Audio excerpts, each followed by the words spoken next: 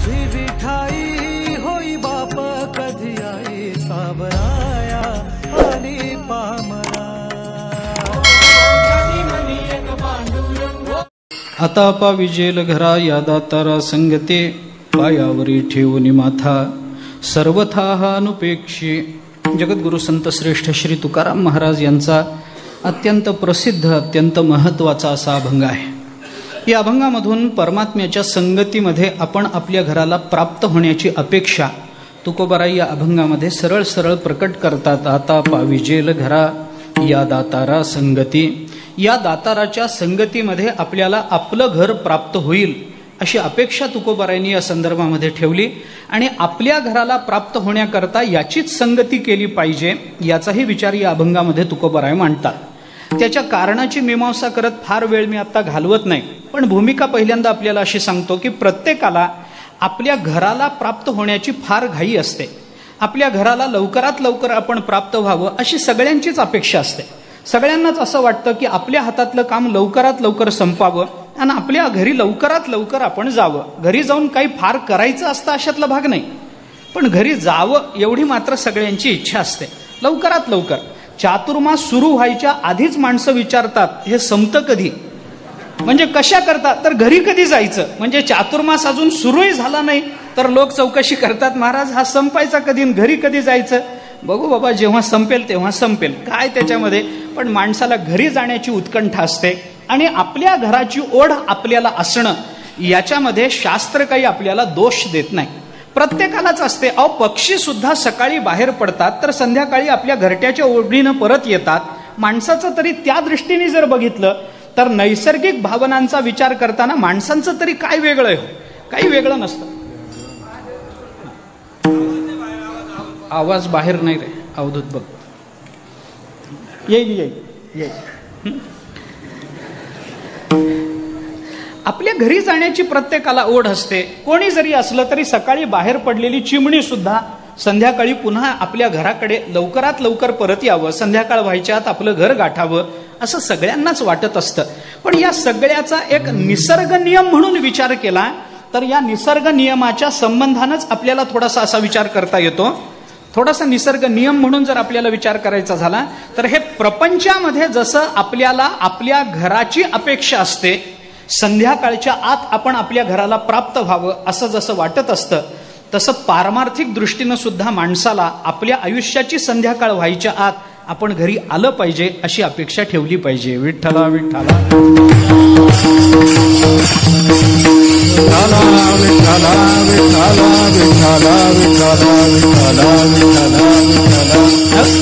आयुष्याची संध्याकाळ व्हायच्या आत आपण आपलं घर गाठलं पाहिजे. प्रत्येकाला तशी अपेक्षा असते.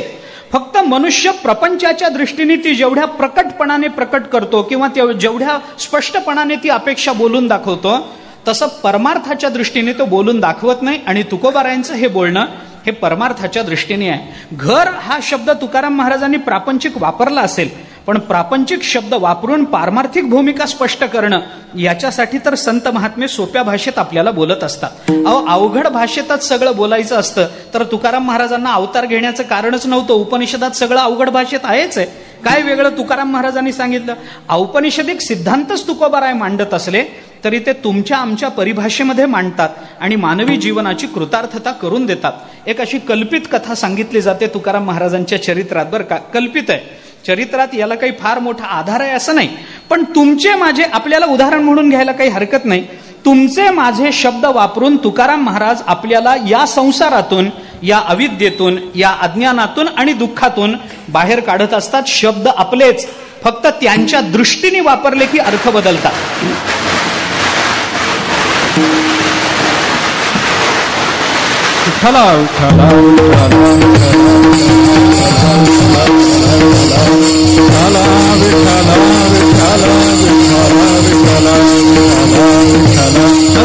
शब्द तुमचे माझेच असतात, पण ते त्यांच्या भूमिकेतून वापरले की त्या शब्दाचे अर्थ नेमके बदलून जातात. बदलून जातात नाही, बऱ्याच वेळेला ते विरुद्धच होऊन जातात. असं चिंतन आपल्याला सापडतं. तुकोबारायांच्या चरित्रातली एक कल्पित कथा मी आपल्याला सांगतो. एक माणूस तुकोबारायांकडे गेला आणि तुकाराम महाराजांना म्हणाला की तुम्ही नामाचं महत्व नेहमी आम्हाला सांगता, परमार्थाचं महत्व नेहमी आम्हाला सांगता, आम्हालाही मनापासून हा परमार्थ करण्याची खूप इच्छा आहे, पण आमची अडचण ही आहे की आम्हाला सवड होत नाही. त्याचीच असं अडचण आहे असं नाही, ही अनेकांची अडचण आहे की बाबा आम्हाला सवड होत नाही, सगळा उद्योगधंदा इतका आहे, 5 मिनिट सुद्धा वेळ मिळत नाही, कसं काय करायचं. तुकाराम महाराज म्हणाले बाबा आता काय करायचं म्हणजे काहीतरी उपाययोजना केली पाहिजे. तो म्हणाला माझी इच्छा तर खूप आहे, पण याच्यातून बाहेर पडता येत नाही, मला परमार्थ करता येत नाही, काय करू सांगा. तुकाराम महाराजांनी त्याला विचारलं बाबा तुझं काम आहे, तुला फार उद्योग आहे असं म्हणतोस, नेमकं काय काम काय तुझं. त्यांनी सांगितलं की माझं किराणा मालाचं दुकान आहे आणि त्या दुकानामध्ये मला दिवसभर बसावं लागतं, त्यामुळे मला अजिबात वेळ होत नाही. तुकाराम महाराज म्हणाले बाबा त्या किराणा दुकानाच्या मालात बसतो, त्या दुकानात बसलोस त्या किराणा मालाच्या, त्यावेळेला निदान गादीवर बसल्या बसल्या तरी नामस्मरण करत जा. गल्ल्यावर बसतोस ना तिथंच नामस्मरण करायचं, रामकृष्ण हरी तिथंच म्हणायचं. तो म्हणाला गल्ल्यावर बसल्यावर देव आठवत नाही, तिथं बसल्यावर देव आठवत नाही, सगळ्या मालाचा हिशोब चालू असतो. त्यांनी तुकाराम महाराजांनी सांगितलं मग घरी आल्यावर नामस्मरण करत जा.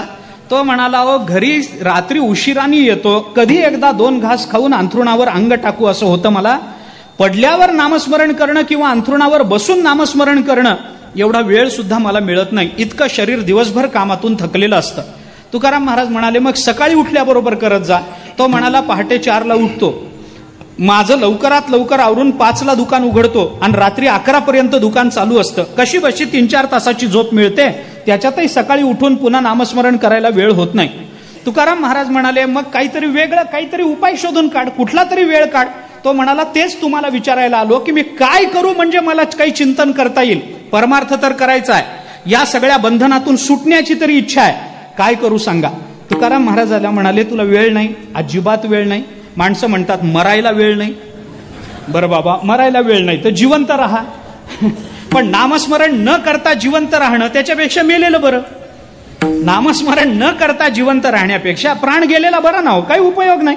माझी हे भक्ती वीण जळोते जियाले पण अगा पृथ्वीवरी पाषाण नसती, काही ज्ञानोबा बोलूनच दाखवतात. काय करायचंय ते नाम, अरे अशा जीवनाला काडी लागावी, काही उपयोग नाही. मग तुकाराम महाराज म्हणाले काय म्हणणं काय. तो म्हणाला मला वेळ नाही, तुम्ही संत आहे, सगळ्या प्रश्नावर तुमच्याकडे उत्तरं असतात, तेव्हा माझा हा प्रश्न आहे की मला अजिबात वेळ नाही, पण मला संसार बंधनातून सुटायचं आहे, मोक्ष प्राप्त करून घ्यायचा आहे, काय करू सांगा.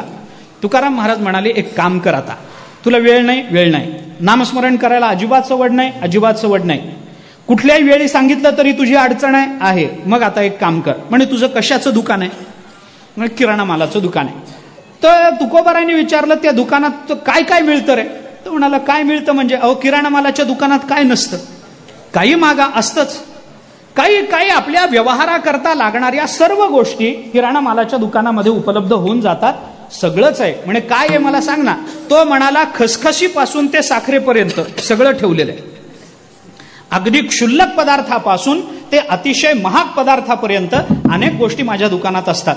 तुकाराम महाराजांनी त्याला विचारलं तुझ्या दुकानामध्ये मिरे आहेत का रे, मिरे. तो म्हणला आहे ना. तो म्हणला जिरे आहेत का. तुकाराम महाराजांनी विचारलं जिरे आहेत, आहे. म्हणे मायफळ आहे, मायफळ आहे. काय फळ आहे, काय फळ मिळतं. आहे मिळतं ना, तुम्हाला पाहिजे का. नाही मला नको, पण काय मिळतं एवढंच मी विचारलं. बर जायफळ आहे, म्हणे मिळतं जायफळ, जायफळ मिळतं, मिरे मिळतात, जिरे मिळतात, तुम्हाला काय. हिंग मिळतो, हिंगही मिळतो. तुकाराम महाराज म्हणाले अरे मग तर तुला परमात्मा प्राप्ती होणं किती सोपं आहे. म्हणजे याच्यातून काय परमात्मा प्राप्ती व्हायची. ह्याच्या एवढं दुकानात ठेवलं की देव भेटत असला तर सगळ्या वारकऱ्यांनी अशी दुकानं थाटली नसती. एवढ्यानंच जर देव भेटायचा. तो म्हणाला एवढ्या दुकानात देव कसा मिळेल याच्याने. तुकाराम महाराजांनी त्याला सांगितलं बाबा एक मी तुला सांगतो, त्या दृष्टीने विचार कर. काय विचार करायचं. तुकाराम महाराजांनी त्याला सांगितलं कायफळ, मायफळ, जायफळ, मिरे, जिरे, हिंग, देव. इथंच देव आहे. म्हणजे कशात देव आहे पुन्हा सांगा. लिहून घ्यायचं राहिलं माझं, सांगा पुन्हा. त्यांनी सांगितलं ऐकलं. पुन्हा सांगतो ऐक बाबा, काय तुझ्या दुकानात जे मिळतं तेच मी तुला सांगतो, त्याचीच यादी करून देतो. कायफळ, मायफळ, जायफळ, मिरे, जिरे, हिंग, देव. आता हिंग देव कळायचं नाही सगळ्यांना. हिंग जिथे तिथंच देव आहे. तो म्हणाला म्हणजे काय? अहो एवढं सगळं माझ्या दुकानात आहे पण कधी मला देव दिसला नाही. तुकाराम महाराज म्हणाले लक्षात घे, तुझ्या दुकानामध्ये जे काय फळ मिळतं ते काय फळ म्हणत नाही. मग काया रूपी हे जे फळ आहे ना आपल्याला, शरीर, काया म्हणजे शरीर, हे शरीर रूपी जे फळ आहे ना आपल्याला कर्मानं प्राप्त झालेलं, हे काय फळ, हे मायफळ आहे, ते माईक आहे. त्याच्यामुळं कधी ना कधीतरी जायफळ, कधीतरी हे जे काया रूपी फळ आहे ते माईक असल्यामुळे कधी ना कधीतरी जायफळ, कधी ना कधीतरी हे जाणारच आहे. मग या देहाच्या संबंधामध्ये मिरे मिरे मिरे हे ज्या दिवशी जिरे त्या दिवशी हिंग समरदेव आहे. विठ्ठला विठ्ठला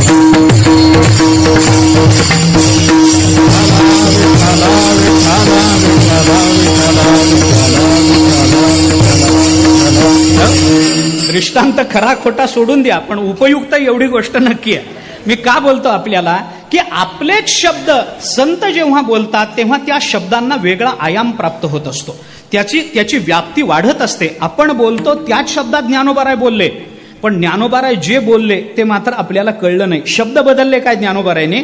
नाही. तुकोबारायने तुमचे माझे शब्द बदलले का? अहो आपण रोज घर घर घर घर करतो, त्या घरानं घर घर लागते. इतकं घर घर चालू आहे की घर घर लागते जीवाला, तरी घराचा नाद सुटत नाही.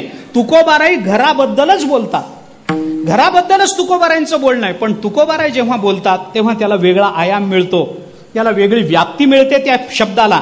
तुकाराम महाराजांच्या मुखातून तो शब्द बाहेर आला की तयाचे बिसाट शब्द सुखे म्हणो येती वेद, मग सदेह सच्चिदानंद कान व्हावे ते, असा परिणाम त्यांच्या शब्दांनी प्राप्त होतो. तुकोबाराय आपल्याला ते फल सांगतात, त्याचा विचार आपल्याला सांगतात. अधिक प्रस्तावना करण्याचं कारण नाही. तुकोबारायांनी या अभंगामधून परमात्म्याच्या संगतीमध्ये आपल्या घराला आपण प्राप्त होऊ अशी अपेक्षा व्यक्त केली. थोडंसं अजून एका वेगळ्या अंगाने जर बघायचं झालं तर तुकाराम महाराजांनी ज्याच्या संगतीतून आपल्याला आपल्या घराची प्राप्ती होणार आहे, ती ज्याची संगती करायची त्याचं चक्रपाणी, शिरोमणी बळीयांचा असं म्हणून तुकाराम महाराजांनी उल्लेख केलेत. पण नुसतं चक्रपाणी, शिरोमणी बळीयांचा एवढं म्हणून त्याची संगती होते असं नाही. तर मग कुणाची संगती करावी याच्याही संबंधानं तुकोबारायांनी या अभंगामध्ये आपल्याला काही नियम सांगितलेत. आणि त्याच्या संगतीत जर आपल्याला घराची प्राप्ती होत असेल तर ती संगती करणं म्हणजे काय याचाही विचार तुकोबाराय या अभंगामध्ये बोलतात. कुणाची संगती माणसांनी करावी या संबंधामध्ये मी अधिक बोलणार नाही, परंतु 4 चरणामध्ये तुकाराम महाराजांनी परमात्म्याचा असा एक एक गुण आपल्याला सांगितलाय की त्या गुणाच्या संबंधानं त्याच्याबरोबर संगती घडली तरच आपल्याला घराची प्राप्ती होऊ शकते. आपण प्रत्येक चरणाचा विचार आपण करून पहा. तुकाराम महाराजांनी पहिल्या चरणामध्ये या दातारा संगती, आपल्याला ज्याच्याशी संगती करून आपलं घर प्राप्त करून घ्यायचंय तो दातृत्व संपन्न असला पाहिजे, हे पहिल्यांदा तुकाराम महाराजांनी आपल्याला सांगितलं.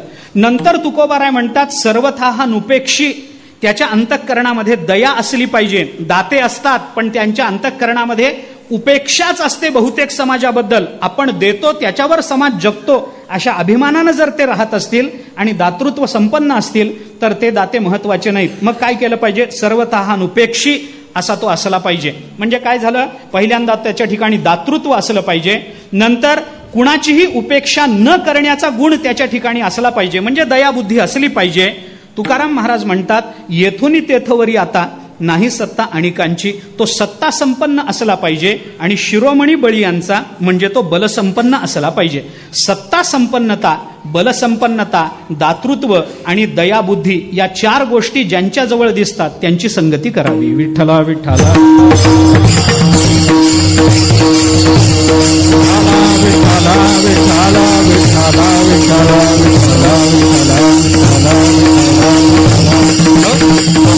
आपल्या घराला प्राप्त व्हायचं असेल तर चाललंय बरं का हे. आपल्या घराला प्राप्त होणं म्हणजे काय नंतर बघू आपण त्याचा विचार. परंतु संगती करायची असेल तर गुणांची संगती असावी, दोषांची संगती नसावी. दोषांची संगती करून आपल्याला काही प्राप्त होत नाही याची अनेक उदाहरणं आपल्याला देता येतील. ढेकणाच्या संगे हिरा जो भंगला, कुसंगे नाडाला साधू तैसा वगैरे वगैरे पुष्कळ प्रमाण आपल्याला देता येतील. असंग संग दोषेण साधवो यांती विक्रियाम, दुर्योधन प्रसंगेण भीष्मो गोहरणे गतः, अशा पद्धतीची पंचतंत्रांनी दिलेली उदाहरणं ती आपल्याला डोळ्यासमोर ठेवता येतील. मला तो विषय आता लांबवायचा नाही. तुकाराम महाराज म्हणतात या परमात्म्याची संगती करून आपल्याला आपल्या घराला प्राप्त होता येतं. आता संगती हा शब्द जो तुकाराम महाराजांनी वापरला ती संगती परमात्म्याशी करणं. आता हे 4 गुण कुणाजवळ दिसतात? दातृत्व गुण कुणाजवळ आहे? परमात्म्याजवळ आहे. सर्वथा अनुपेक्षी कोण आहे? परमात्माच आहे. दातृत्व उपेक्षा न करण्याचा स्वभाव, सर्व सत्ता संपन्नता आणि सर्व सामर्थ्य संपन्नता हे सगळं परमात्म्याजवळ आहे. त्याची संगती करा. पण परमात्म्याची संगती करा हे बोलणं जेवढं सोपं आहे तेवढं ते सोपं नाही आहे. ते होणं सोपं नाही आहे. कारण संगती ही कधीच एका बाजूनी घडत नसते. संगती दोन्ही बाजूनी घडावी लागते. मी लाख प्रयत्न करीन देवाची संगती करण्याचा, पण देवाने मला जवळ केलं पाहिजे का नाही? मी हजारो प्रयत्न करीन, मी म्हणेल चला देवाच्या संगतीत जाऊ आपण, पण देवाने मला दर्शन तरी दिलं पाहिजे, देवाने मला त्याच्या पायाजवळ ठेवून तरी घेतलं पाहिजे, काहीतरी केलं पाहिजे. तुकाराम महाराज म्हणतात तसा विचार करण्याचं कारण नाही. आम्हाला त्याची संगती होते हे गृहीत धरून आम्ही पुढे चाललेलो आहोत. आम्हाला त्याची संगती होते, ठीक आहे. संगती होणं म्हणजे काय? संगती होणं म्हणजे एकमेकांच्या संपर्कात जाणं, एकमेकांशी जोडलेलं असणं, एवढीच संगती आहे का?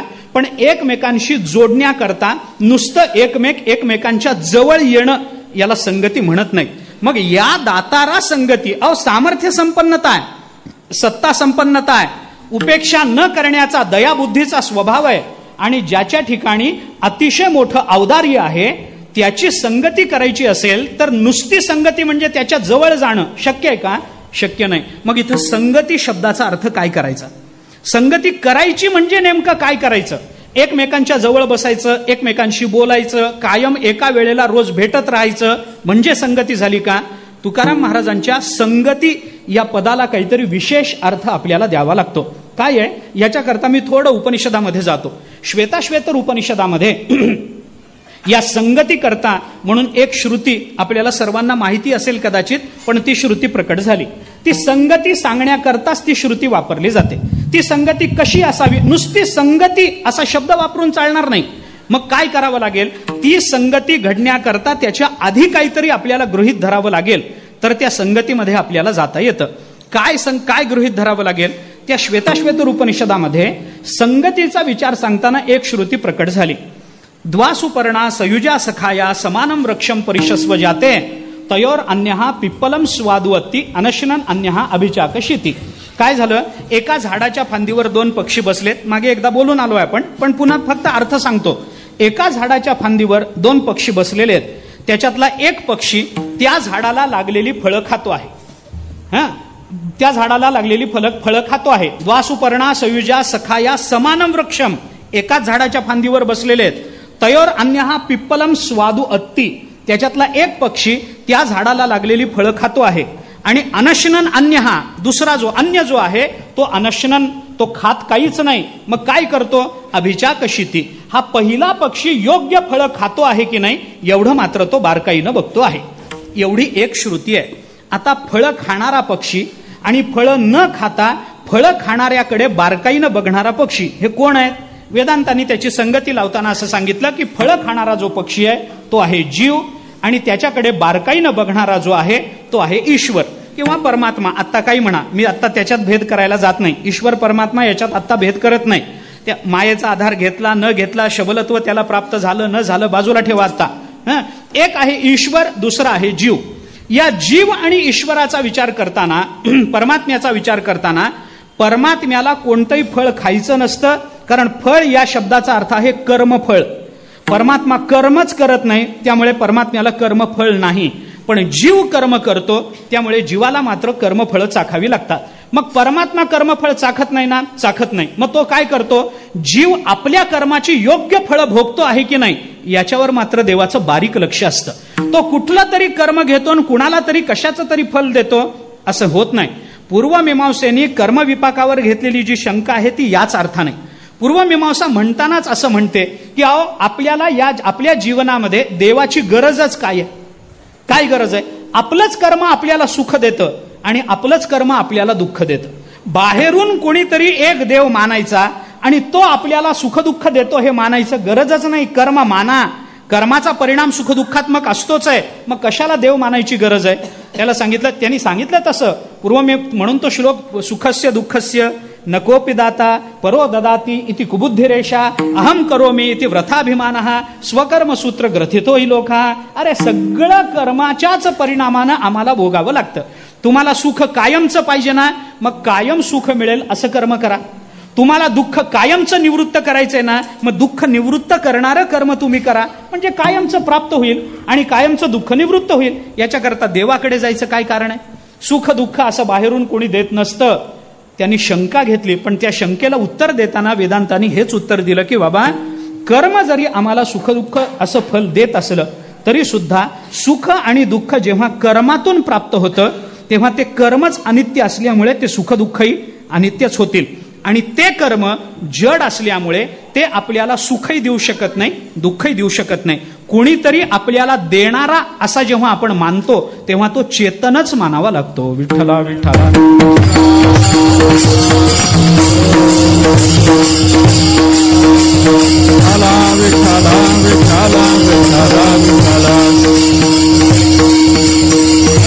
आणि हे पापपुण्य कर्मातून आपल्याला प्राप्त होतात हे निश्चित कळत नाही. का? कर्माला कुठं कळतं आपला करता कोण आहे म्हणून? कर्माला काही बुद्धी आहे का? कर्माला बुद्धी नाही. आपल्याला कुणी प्रकट केलं हे कर्माला कळत नाही. कर्म तर शेवटी जड आहे, त्याला बुद्धी नाही आहे, अर्थक्रियाकारित्व शून्यता आहे त्याच्या ठिकाणी. मग ते कर्म आपल्याला फल कसं देईल? पाप पुण्य हे आपल्याला फल हे कर्म देत नाही. मग त्या कर्माचा जो जाणता असतो, ते कर्म ज्याच्या हातात असतं, ते कर्म करण्याची प्रेरणा जो देतो, ते कर्म जो करवून घेतो, असा जो परमात्मा आहे तोच परमात्मा आपल्याला पाप पुण्य देत असतो. धर्माची तू मूर्ती पाप पुण्य तुझे हाती,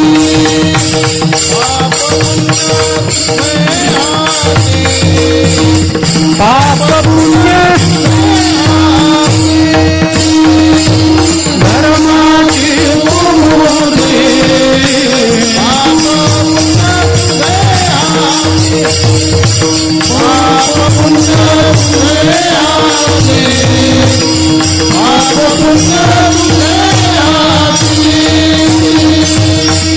धर्माची तू मूर्ती पाप पुण्य तुझे हाती. कुणाच्या हातात पाप पुण्य? परमात्म्याच्या हातातच पाप पुण्य. कारण धर्माची तू मूर्ती आहे, परमात्माच आपल्याला पाप पुण्य देतो. उत्तर मीमांसाने त्याचं काय समाधान करायचं ते केलं, मला ते सांगायचं नाही. जीव कर्मफळ चाखतो, परमात्म्याला कर्मफल नसल्यामुळे त्या जीवाला त्याच्याच कर्माचं फल योग्य रीतीने मिळतं आहे, याच्यावर मात्र त्या परमात्म्याचं लक्ष असतं. आता परमात्मा आणि जीव एका झाडाच्या फांदीवर बसले आणि त्याच्यातला जीव फळं खातो आहे आणि परमात्मा फक्त त्याच्याकडे पाहतो आहे, एवढ्यावर आपल्याला सगळं चिंतन थांबवता येणार नाही. का? कारण श्रुतीनं त्याच्याकरता वापरलेले सगळे शब्द हे संगती म्हणून तुकाराम महाराजांनी जिथं चिंतन केलंय, आता पाविजेल घरा या दातारा संगती, या संगती करता आवश्यक असणाऱ्या गोष्टी तुकाराम या श्रुतीनं त्याच्या आधी सांगितल्या आहेत. आणि श्रुतीनं जे आधी सांगितलंय त्याला ग्रहितक मानून तुकाराम महाराज संगती शब्दाची योजना करतात. विठ्ठला विठ्ठला.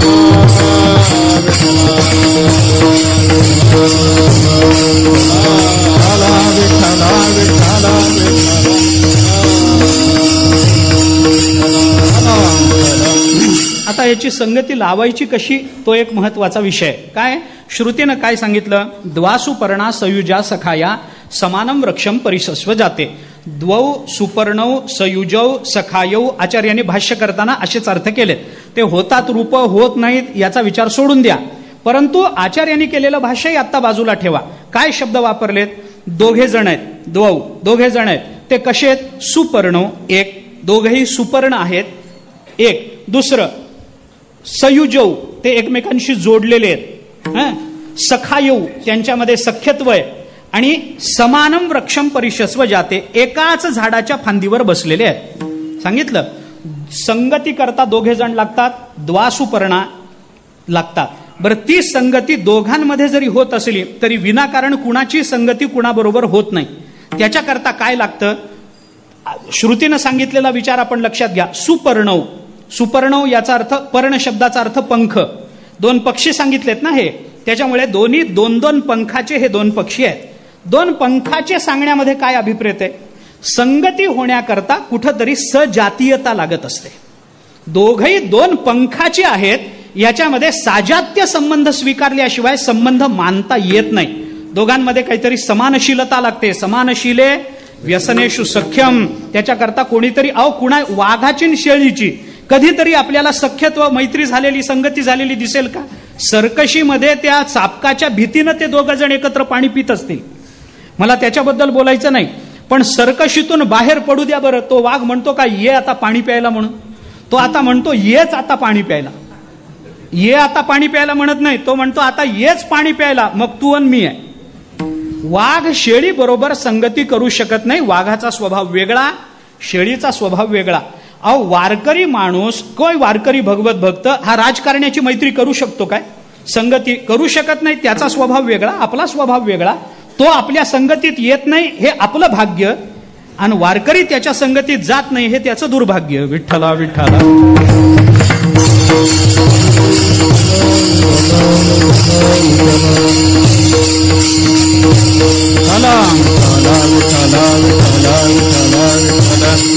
मग काहीतरी समानशीलता लागते. महाभारताने आपल्याला सांगितलं ययोरेव समम वित्तम ययोरेव समम श्रुतम तयोर विवाहो सख्यंच न पुष्टा विपुष्ट योहो. कोणीतरी पुष्ट आणि कोणीतरी विपुष्ट या दोघांची मैत्री किंवा सख्य किंवा त्यांच्यामध्ये विवाह होत नाही. मग कुणामध्ये होतो? काहीतरी समानता लागते. ययोरेव समम वित्तम, कमीत कमी सांपत्तिक समानता लागते. ययोरेव समम श्रुतम, कमीत कमी कुलाची समानता लागते.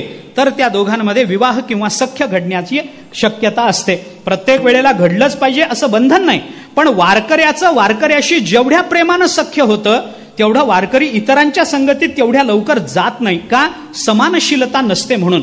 त्याच्या हातामध्ये दुसरी कोणती तरी पुस्तकानं आपल्या हातामध्ये ज्ञानेश्वरी गाथा, कसं सख्य व्हायचं?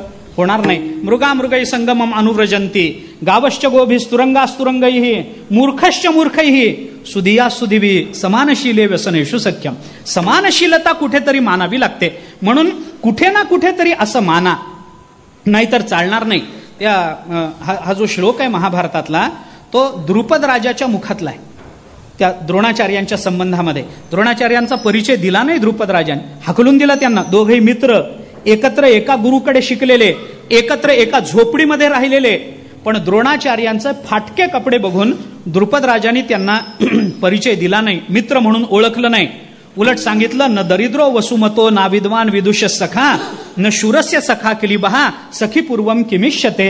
अरे बाबा, कुणीतरी मूर्ख मनुष्य हा विद्वानाचा सखा होत नसतो, विद्वानाचा सखा होत नाही. एखादा दरिद्री मनुष्य राजाचा सखा कधी न दरिद्रो वसुमतो, एखादा दरिद्री मनुष्य राजाचा मित्र कधी होऊ शकत नाही. न दरिद्रो वसुमतो ना विद्वान, मूर्ख मनुष्य विदुष सखा, एखाद्या विदुषाचा एखाद्या विद्वानाचा मित्र होऊ शकत नाही. न शूरस्य सखा क्लिबहा, एखादा षंढ पुरुष एखाद्या योद्ध्याचा मित्र कधीही होऊ शकत नाही. आणि सखीपूर्वम किमिष्यते, कुठलं सख्य सांगतोस बाबा तू? असं होत नाही. मग ययोरेव समम वित्तम ययोरेव समम श्रुतम तयोर विवाहो सख्यंच न पुष्टा विपुष्टयोः. म्हणजे संगती घडण्याकरता पहिला विचार आपण करा की तिथं साजात्य संबंध लागतो, सजातीयता लागते. इतकं आपण पहिल्यांदा लक्षात घ्या. तसं जीव आणि परमात्मा यांच्यामध्ये काहीतरी सजातीयता आहे. ती काय सजातीय? दोघही दोन पंखाचे आहेत. परमात्म्यालाही दोन पंख आहेत, जीवालाही दोन पंख आहेत. ते दोन पंख कोणते मानायचे याच्याबद्दल आपल्याला चिंतन करता येईल. दोवरी दोन्ही भुजा आलो घेऊनी अलिंगावया लागोनी तयाचे अंग, दोन हात त्याला आहेत. म्हणजे काय झाले? हे दोन पंखच झाले. या हाताच्या जोरावर तो वाटेल तिथं जाऊ शकतो. म्हणजे काय झालं? पंखाच्या जोरावर तो जाऊ शकतो. तसं जीवालाही दोन पंख आहेत. योग वासिष्ठामध्ये चिंतन आहे. त्या पक्षाला म्हणे ज्या पद्धतीनं दोन पंख असतात, उभा उभाभ्याम पक्षाभ्याम यथाखे पक्षिणाम गती. जसं दोन पंखाच्या जोरावर तो पक्षी उडत पूर्णतेला जातो आणि कुठंतरी आपल्या मुक्कामाला प्राप्त होतो, त्याच पद्धतीनं जीवाला सुद्धा तथैव ज्ञान कर्माभ्याम जायते परमम पदम.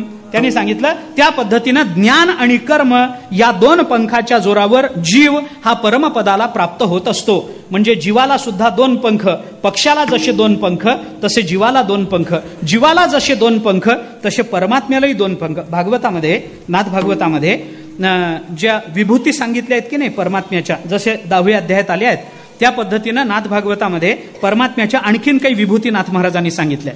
त्याच्यामध्ये तिथीमध्ये परमात्मा कोण, तिथीमध्ये देवाची विभूती कोण हे सांगताना एकादशी ही माझी विभूती आहे असं म्हटलंय. एकादशी म्हणजे मी आहे असं भगवान बोलतात. बाकी कशात कोण पक्षी जाती माधारी वगैरे गरुड तो मी अवधारी हे जसं सांगितलंय की नाही, तसं तिथीच्या बाबतीत माझी मी कोण आहे बाबा, मी एकादशी आहे. आणि एकादशी म्हणजे कोणती एकादशी, आषाढी का कार्तिकी नाही, सगळ्याच एकादशा. आणि एकादशी ही जर भगवंताची विभूती मानली तर एकादशी शुद्धातही असते आणि वद्यातही असते. म्हणजे एकादशी तिथीरूप असणाऱ्या परमात्म्याला दोन पंख झाले, एक शुद्ध पक्षाचा आणि एक वद्य पक्षाचा. विठ्ठला विठ्ठला विठ्ठला विठ्ठला विठ्ठला विठ्ठला विठ्ठला विठ्ठला विठ्ठला. आपण चिंतन का करतो आहोत लक्षात घ्या. तुकाराम महाराज म्हणतात, आता पाविजेल घरा या दातारा संगती. ही संगती कधी होते याचा विचार आपल्याला सांगायचा आहे. संगती होण्याकरता पहिल्यांदा सजातीयता लागते. इथपर्यंत आपण आलो, मान्य आहे. आता प्रश्न असा आहे की एकाने श्रुती मातेला असं विचारलं की केवळ सजातीय संबंधामध्ये संगती होते, आम्हाला मान्य नाही. म्हणजे का मान्य नाही, त्यांनी सांगितलं आम्ही तुम्हाला अशी उदाहरणं देतो की तिथं सजातीयता आहे पण तरी सुद्धा एकमेकांची संगती झालेली नाही. उदाहरण देतो ना आम्ही तुम्हाला. कुठली उदाहरणं द्यायची, तुम्ही सांगाल तिथली देतो, रामायणातली देतो, महाभारतातली देतो. रामायणातलं उदाहरण देऊ. सजातीयता आहे पण दोघांमध्ये संगती झाली नाही. वाली आणि सुग्रीव, सजातीयता आहे का नाही, दोघही कपिकुळातच जन्माला आलेले आहेत की नाही, पण दोघांमध्ये सख्यत्व झालं काय, नाही. एकाला मरावं लागलं आणि एकाला जगावं लागलं. म्हणजे एकाच्या मरण्यामध्ये दुसऱ्याला जर समाधान असेल तर तिथं संगतीचा विषय आला कुठं. महाभारतातलं उदाहरण द्यायचं झालं तर कौरव आणि पांडव सजाती आहेत का नाही, एकाच कुटुंबामध्ये जन्माला आले ना, पण दोघांचं एकमेकांबरोबर संगती झाली काय, नाही ना. भीमाला मारण्याचे अनंत प्रयत्न झाले, अर्जुन मरावा याच्याकरता वाटेल ते प्रयत्न झाले, धर्मराजाला फसवण्याचे अनेक प्रकार झाले, पण त्या दोघांची संगती झाली नाही. अशी उदाहरणं आपल्याला प्राप्त होतात ना, होतात. श्रुती माता म्हणाली बरोबर आहे तुझं, बरोबर आहे. संगती करण्याकरता नुसती सजातीयता आपल्याला चालणार नाही. म्हणून मग श्रुतीनं दुसरा शब्द आपल्याला सांगितला की बाबा एक काम करा, नुसत्या साजात्य संबंधामध्ये संगती होत नाही ना, मग श्रुतीनं पुढचा शब्द उच्चारला. मी थोडं संयुजा बाजूला ठेवतो कारण तो संगतीचा वाचक शब्द आहे, तो जरा शेवटी घेतो. श्रुतीनं सांगितलं ठीक आहे, साजात्य संबंधामध्ये संगती होत नसेल तर त्या दोघांमध्ये सजातीयता आहे, पण त्या वालीमध्ये आणि सुग्रीवामध्ये सख्य नव्हतं ना, कौरव पांडवामध्ये सख्य नव्हतं ना, मग आम्ही तुम्हाला दुसरा शब्द वापरून देतो, सखाया. द्वासुपर्णा संयुजा बाजूला ठेवा, सखाया. त्या दोघांमध्ये सख्य ठेवा. सख्य असेल म्हणजे साजात्य संबंधाबरोबर सख्यत्व संबंध असेल तर संगती घडते. त्यांनी सांगितलं ठीक आहे, इथपर्यंतचाही विचार आम्ही मान्य करू. साजात्य संबंध झाला, त्याच्यातून सख्यत्व संबंध असेल तरच संगती घडते, पण इतकं म्हणूनही आपल्याला चालणार नाही. त्यांनी श्रुती मातेला सांगितलं एवढं म्हणूनही चालणार नाही. का चालणार नाही, त्यांनी सांगितलं आम्ही तुम्हाला अशी उदाहरणं देतो ना, सजातीयता आहे, सख्यत्व आहे, तरी संगती झाली नाही. अशी उदाहरणं दिली तर श्रुती मातेनं सांगितलं बोल बाबा काय उदाहरण आहे. त्यांनी सांगितलं आम्ही तुम्हाला असं उदाहरण देतो की त्या दोघांमध्ये साजात्य संबंध आहे, सख्यत्व संबंध आहे, पण संगती नाही. कुणाचं उदाहरण, त्या माणसांनी त्या महात्म्याने उदाहरण दिलं. उदाहरण आहे चक्रवाक पक्षाचं. चक्रवाक पक्षी आणि त्याची बायको साजात्य संबंध आहे, समान जातीचे आहे ना, त्यांच्यामध्ये सख्यत्व आहे. अरे दिवसभर एकमेकांना सोडून राहत नाहीत, पण रात्री दोघांना वेगळं व्हावंच लागलं की नाही. कुठं संगती झाली त्यांच्यामध्ये, रात्री दोघांना वेगळं व्हावं लागलं. ज्ञानोबराय बोलतात शब्दाची या आसकडी, भेद नदीच्या दोही थडी, आरडते विरह वेडी, बुद्धिबोधू तया चक्रवाकाचे मिथून, सामरस्याचे समाधान भोगवी जो चित गगन भुवन दिवा. ज्ञानोबराय चिंतन करतात. ज्ञानोबराय म्हणतात सूर्य उदयाला यावा तेव्हा चक्रवाकाचं मिथून होण्याची शक्यता आहे. ते दोन चक्रवाक आणि चक्रवाकी एकत्रित येण्याची शक्यता तिथंच आहे, दुसरीकडे नाही. रात्र असताना ती त्याच्या त्या तीराला आणि हा या तीराला एकमेकांच्या नावानं आरडाओरड करत राहतात. इकडून हा तिच्या नावाने ओरडतो, ती सुद्धा तिकडून ओ म्हणते, पण डोळ्याला दिसत नाही, भेट नाही. वारीत हरवल्यासारखे नवरा बायको वारीत हरवल्यावर एकमेकांच्या नावानं ओरडतात पण भेट होत नाही. तसं रात्र झाली, सूर्य अस्ताला गेला की शब्दाची आसकडी, भेद नदीच्या दोही थडी. याचं रूपक काय करायचं प्रश्न वेगळा. भेद नदीच्या दोही थडी अरडते विरह वेडी बुद्धिबोध. मग सूर्य उगवला तया चक्रवाकाचे मिथून. सामरस्याचं समाधान जेव्हा सूर्याचा उदय व्हावा तेव्हाच आहे. मग रात्री ते रामचंद्र प्रभूंच्या शापानं रात्री दोघांना वेगळं व्हावं लागलं. आपण मागे बोलून आलो. भावार्थ रामायणामध्ये नाथ महाराजांनी ती कथा सांगितली. त्या सीतेच्या विरहामध्ये रामचंद्र प्रभू जेव्हा रडत निघाले तेव्हा त्या एका झाडाच्या फांदीवर हे चक्रवाकन चक्रवाकी दोघे बसले होते. त्या चक्रवाकीनं आपल्या नवऱ्याला सांगितलं, बघा हो, यांची बायको हरवली म्हणून किती वेड्यासारखे वागतात, किती बायकोवर प्रेम आहे, असं विचारून गप्प बसावं की नाही. ती शेवटी काही झालं तरी बायकोच आहे ना. तिने पुढे असं विचारलं, समजा मी हरवले तर तुमचंही असंच होईल का हो? काही गरज आहे का हो विचारायची? हे काही गरज नाही, पण कुणाचंही काही दिसलं की त्याच्याबरोबर आपली तुलना करायची आणि आपल्या बाबतीत असं झालं तर काय होईल याच्या कल्पना करत दिवस पुढे ढकलायचे. असं चालत नाही. तिने विचारलं, बाबा मी जर हरवले तर तुम्ही असं कराल काय? असेच वेड्यासारखे वागाल काय? रडाल काय? त्या चक्रवाक पक्षानं सांगितलं, तू वेडी आहेस का काय? वेड लागलंय तुला? त्या नाथ महाराजांचे शब्द फार कठीण आहेत, मी उच्चारणार नाही. त्यांनी सांगितलं, उच्चारतो. त्यांनी सांगितलं, अगं मी काही या रामासारखा महामूर्ख नाही आहे की बायकोला एकटं ठेवायचं ना आपण कुठेतरी अरण्यामध्ये जायचं त्या सोन्याच्या हरणाच्या मागे. सोन्याचं हरिण नसतं एवढी सुद्धा अक्कल मला नाही असं तुला वाटतंय का? मला कळतं तेवढं. मी तुला एकट्याला असं बाजूला ठेवून कुठेतरी अरण्यामध्ये हरणाच्या मागे जाणार नाही. मी काही तेवढा वेडा नाही आहे. मला तुझ्यावर पूर्ण प्रेम आहे. मी जर बाजूला ठेवलं तरच कोणीतरी येऊन तुला पळून घेऊन जाईल की नाही.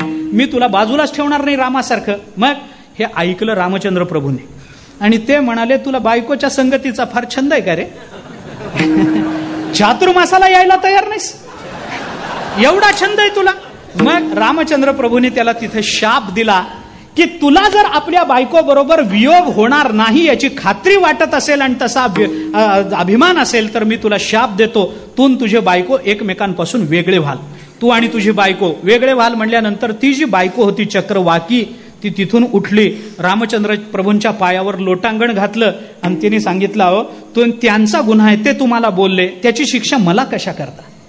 मी काय पाप केलं? मी उलट तर तुमच्याबद्दल अनुकंपा ठेवून मी विचारत होते नवऱ्याला की किती प्रेम आहे बायकोवर आणि तुम्ही मलाच त्याच्यापासून वेगळं करता. माझा गुन्हा नसताना मला शिक्षा का देता? हे ऐकल्यावर रामचंद्र प्रभू म्हणाले, ठीक आहे, तुझंही बरोबर आहे, तुला शिक्षा देण्याचं कारण नाही. तुझा नवरा मूर्ख आहे, त्याला तू तरी काय करशील? असं रामचंद्र प्रभू चक्रवाकीला म्हणाले. असं मला म्हणायचं, तुझा नवरा मूर्ख आहे, त्याला तू काय करणार आहेस? हरकत नाही, तुला काही शिक्षा देण्याचं कारण नाही. मग मी शाप दिला गोष्ट खरी, पण मी लगेच उशाप देतो की तुम्ही दिवसभर एकत्र राहाल, रात्रभर मात्र वेगवेगळे राहून एकमेकांच्या नावानं आरडाओरडा कराल. रामचंद्र प्रभूंचा हा शाप भोवला आणि ज्ञानोबा राय त्याचा विनियोग आपल्या 16व्या अध्यायाच्या नमनामध्ये करून घेतात. शब्दाची आसकडी भेद नदीच्या दोही थडी, आरडते विरह वेडी बुद्धिबोधू तया चक्रवाकाचे मिथून सामरस्याचे समाधान. आता चक्रवाक आणि चक्रवाकी यांच्यामध्ये साजात्य संबंध आहे की नाही? आहे. बरं, दोघांमध्ये सख्य आहे की नाही? अरे सख्य नसतं तर आरडते असा शब्द ज्ञानोबारायांनी वापरलाच नसता. ज्या अर्थी एकमेकांच्या नावाने ते आरडाओरडा करतात, एकमेकांना भेटीची त्यांना अपेक्षा आहे, त्या अर्थी त्यांच्यामध्ये सख्यत्वही आहे ना? आहे. मग श्रुती मातेने सांगितलं, तुमचं म्हणणं अजूनही बरोबर आहे, चुकलं असं मी म्हणणार नाही, तुमचं म्हणणं बरोबर आहे. मग आता श्रुती मातेने सांगितलं, ठीक आहे, सुपर्णा साजात्य संबंध सांगितला, सखाया सख्यत्व संबंध सांगितला, द्वासुपर्णा म्हटलं तर तुम्ही आम्हाला सुग्रीव वालीचं उदाहरण देता, कौरव पांडवांचं उदाहरण देता, म्हणून आम्ही सखाया असा शब्द जर तुम्हाला सांगितला तर तुम्ही आम्हाला चक्रवाक आणि चक्रवाकीचं उदाहरण देता. ठीक आहे म्हणे. चक्रवाक आणि चक्रवाकी नदीच्या 2 तटावर जातात, म्हणजे वेगवेगळ्या देशामध्ये जातात, म्हणून त्यांची भेट होत नाही ना. मग आता आम्ही तुम्हाला सांगतो, समानम वृक्षम परिशस्व जाते, एकाच झाडाच्या फांदीवर बसलेत. सायुज्य संबंध आला, सख्यत्व संबंध आला आणि सादेश्य संबंध आला. बघा, संगती होण्याकरता कोणकोणते संबंध आधी मानावे लागतात तर त्याच्यातून संगती प्राप्त होते. याच्याकरता श्रुतीवाक्यातून मी पुढे चाललोय, ऐका, लक्षात घ्या. म्हणजे काय झालं, आता ते दोन्ही पक्षी एकाच झाडाच्या फांदीवर बसलेले आहेत. मग एक नदीच्या त्या तटाला आणि एक नदीच्या या तटाला असं झालं काय? नाही, एकाच झाडाच्या फांदीवर बसलेत. म्हणजे ते 2 पक्षांमध्ये साजात्य संबंध झाला, सख्यत्व संबंध झाला आणि सादेश्य संबंध झाला. सादेश्य संबंध झाला. इथपर्यंत जमलं. दोघही एकाच झाडाच्या फांदीवर बसले. सादेश्यता आली. त्यांनी सांगितलं हे तुमचं म्हणणं बरोबर आहे. श्रुती मातेला त्या माणसाने म्हटलं तुमचं म्हणणं हे बरोबर आहे की संगती होण्याकरता या 3 गोष्टी लागतात. गोष्ट खरी, परंतु एवढ्यावर भागत नाही का? त्याचं कारण आम्ही तुम्हाला असं सांगतो. साजात्य संबंध असून, सख्यत्व संबंध असून, सादेश्य संबंध असूनही संगती न घडण्याचं कारण आमच्याजवळ अजूनही उपलब्ध आहे. आमच्याजवळ अजून एक कारण आहे की त्याच्यामध्ये सादेश्य आहे, सख्य संबंध आहे, साजात्य संबंध आहे, पण संगती घडणार नाही. का घडणार नाही? त्यांनी सांगितलं श्रुती मातेला, आम्हाला असं सांगा की हे 2 पक्षी एका झाडाच्या फांदीवर बसले. ते 2 पक्षी म्हणजे कोण आहेत? एक परमात्मा आहे, एक जीव आहे. बरोबर ना? आता या दोघांमध्ये साजात्य संबंध आहे की नाही? आहे. या दोघांमध्ये सख्यत्व आलं की नाही? आलं. या दोघांमध्ये सादेश्य संबंध आला की नाही? एकाच देशामध्ये ते आहेत असं आलं की नाही? आलं ना. पर काय आहे, जीव जिथं जाऊ शकतो तिथं परमात्मा जाऊ शकतो, पण परमात्मा जिथं पोचतो तिथं जीव जाऊ शकेलच असं मात्र नाही. विठ्ठला विठ्ठल.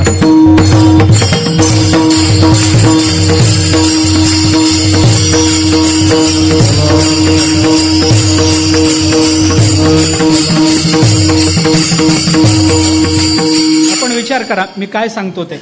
जिथं जीव जाऊ शकतो तिथं परमात्मा आहेच. जीव कुठं कुठं जाईल? जास्तीत जास्त कुठं जाईल? स्थूल रूपानं तो कोणत्याही देशामध्ये जाईल, परमात्मा आहेच आहे. परमात्मा तिथं आहेच आहे. पण परमात्मा जिथं जातो तिथं जीव जाऊ शकेल का? नाही जाऊ शकत. परमात्मा कुठेही जाऊ शकतो महाराज, कुठेही जाऊ शकतो. विठ्ठल विस्तारिला जरी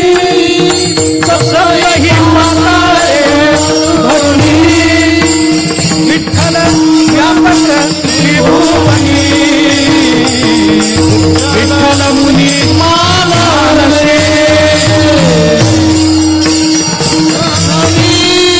सप्तही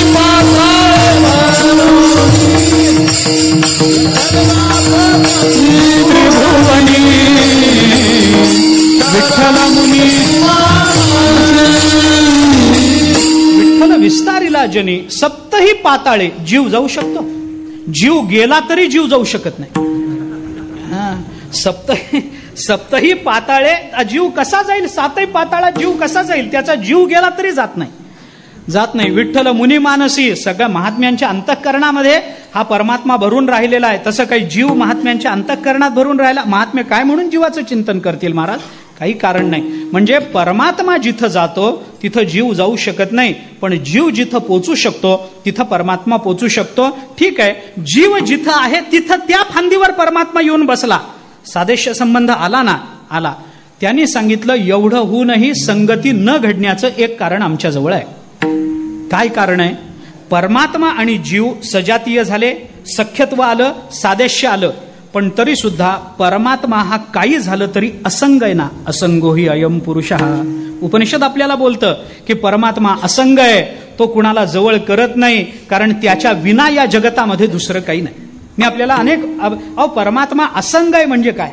असंगो हि अयम पुरुषः. उपनिषद बोलतं की हा पुरुष म्हणजे हा परमात्मा हा असंग आहे. म्हणजे काय आहे?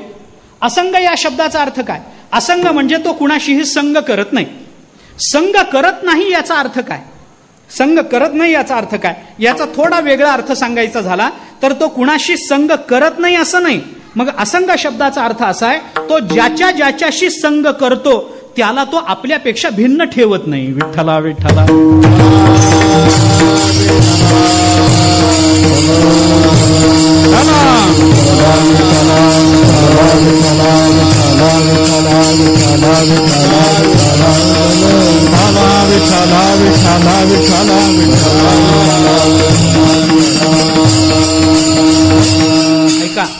ऐका, मग असं जर असेल तर परमात्मा आपल्याला वेगळं बघणार नाही तर संगती कशी घडेल? माझी संगती तुमच्या बरोबर घडू शकेल. आपण एकत्र प्रवासाला निघालो, तुमची माझी संगती घडली, बरोबर आहे. आळंदी ते पंढरपूर आपण एका दिंडीत चालत आलो, संगती घडली बाबा. आपण काहीतरी इथं रोज जमतो, तुमची माझं काहीतरी बोलणं होतं, याच्यामध्ये तुमची माझी संगती घडली.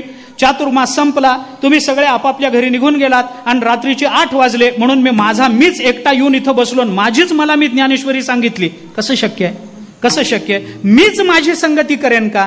करणार नाही. मग परमात्मा तर असंग आहे ना, मग असंग असणारा परमात्मा त्याची संगती कशी घडली? मग श्रुतीनं सांगितलं, म्हणून मी आता व्यवस्था करून देते, सयुजा. आत्ता घ्या सयुजा. अरे ते जीव आणि परमात्मा हे एकमेकांशी जोडलेलेच आहेत. जीव कोणत्याही अवस्थेत असला तरी तो परमात्मा भिन्न राहूच शकत नाही. विठ्ठला विठ्ठला.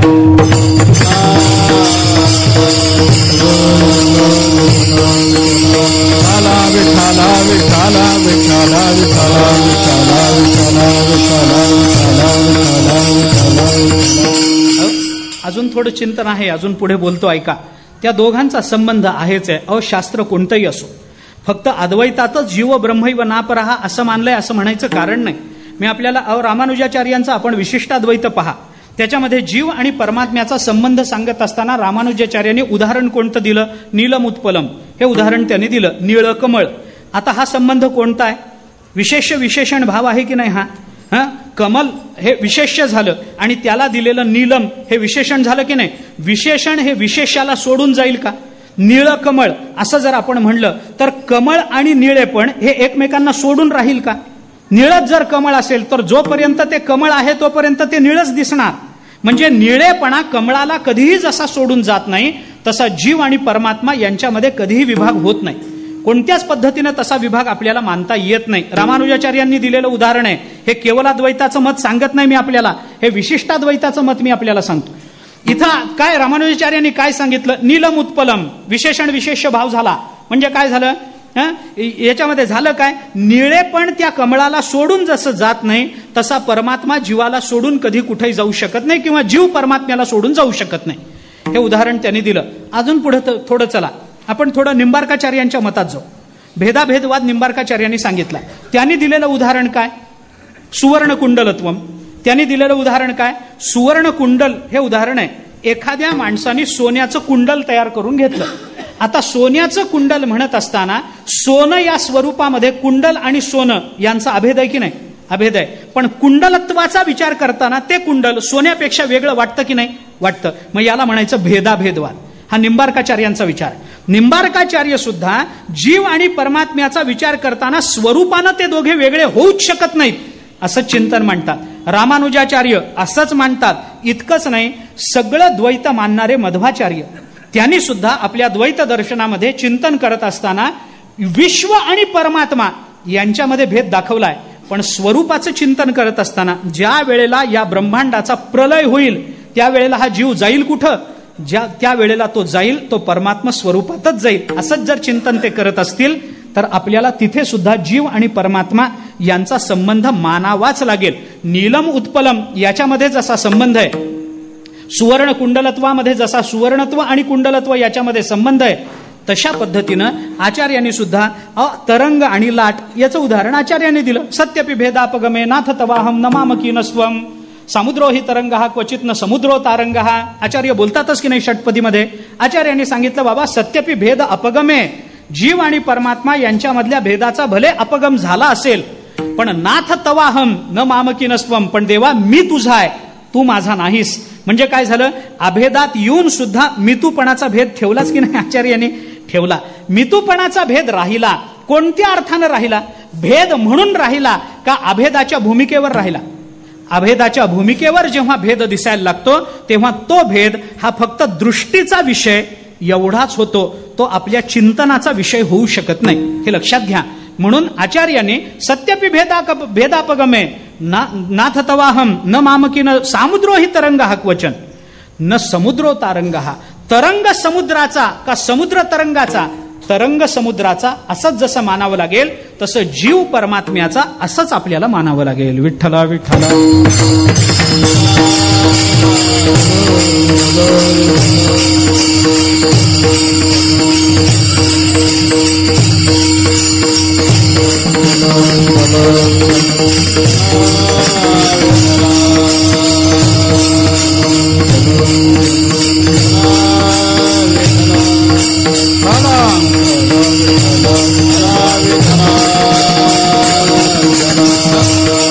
संगती होण्याकरता या 4 गोष्टी आता आपल्याला लागल्या.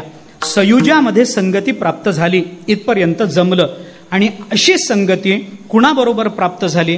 समानम वृक्षम परिशस्व जाते, एकाच झाडाच्या फांदीवर बसलेले हे दोघे कोण आहेत? हे एक जीव आहे आणि दुसरा परमात्मा आहे. मग या परमात्म्याच्या संगती करता संगती असा एक शब्द वापरून तुकाराम महाराजांनी त्याच्या आधी आपल्याला 4 गोष्टींचं दिग्दर्शन केलेलं आहे असं आपल्याला गृहीत धरावं लागतं. संगती होण्याकरता काय लागतं? संगती होण्याकरता सजातीयता लागते, संगती होण्याकरता सख्यत्व लागतं, संगती होण्याकरता सादेश्य लागतं आणि संगती होण्याकरता ते दोघे एकमेकांशी जोडले गेलेले असावेत. तरच सयुजा या पदातून आपल्याला सायुज्य असा संबंध मानता येतो. असा संबंध देवाबरोबर झाला तरच आपल्याला देवाच्या संगतीनं स्वतःचं घर गाठता येतं. तुकोबाराय अभंगाच्या पहिल्या चरणात आपल्याला सांगतात.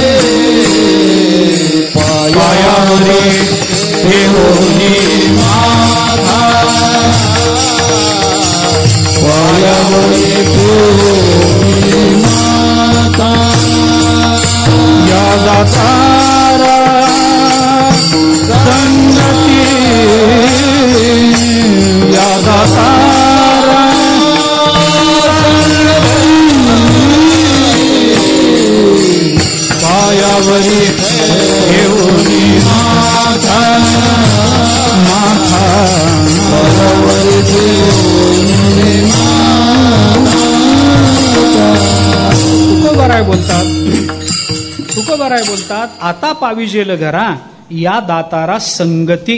या दाताराच्या संगतीमध्ये आता आम्हाला घराला प्राप्त होता येईल. हे तुकाराम महाराजांचं बोलणं अजूनही पूर्ण झालं असं समजू नका. अजून थोडे शंका आहेच आहे, याच्यावर थोडी शंका आहेच आहे अजून. ती बोलून दाखवतो, ऐका.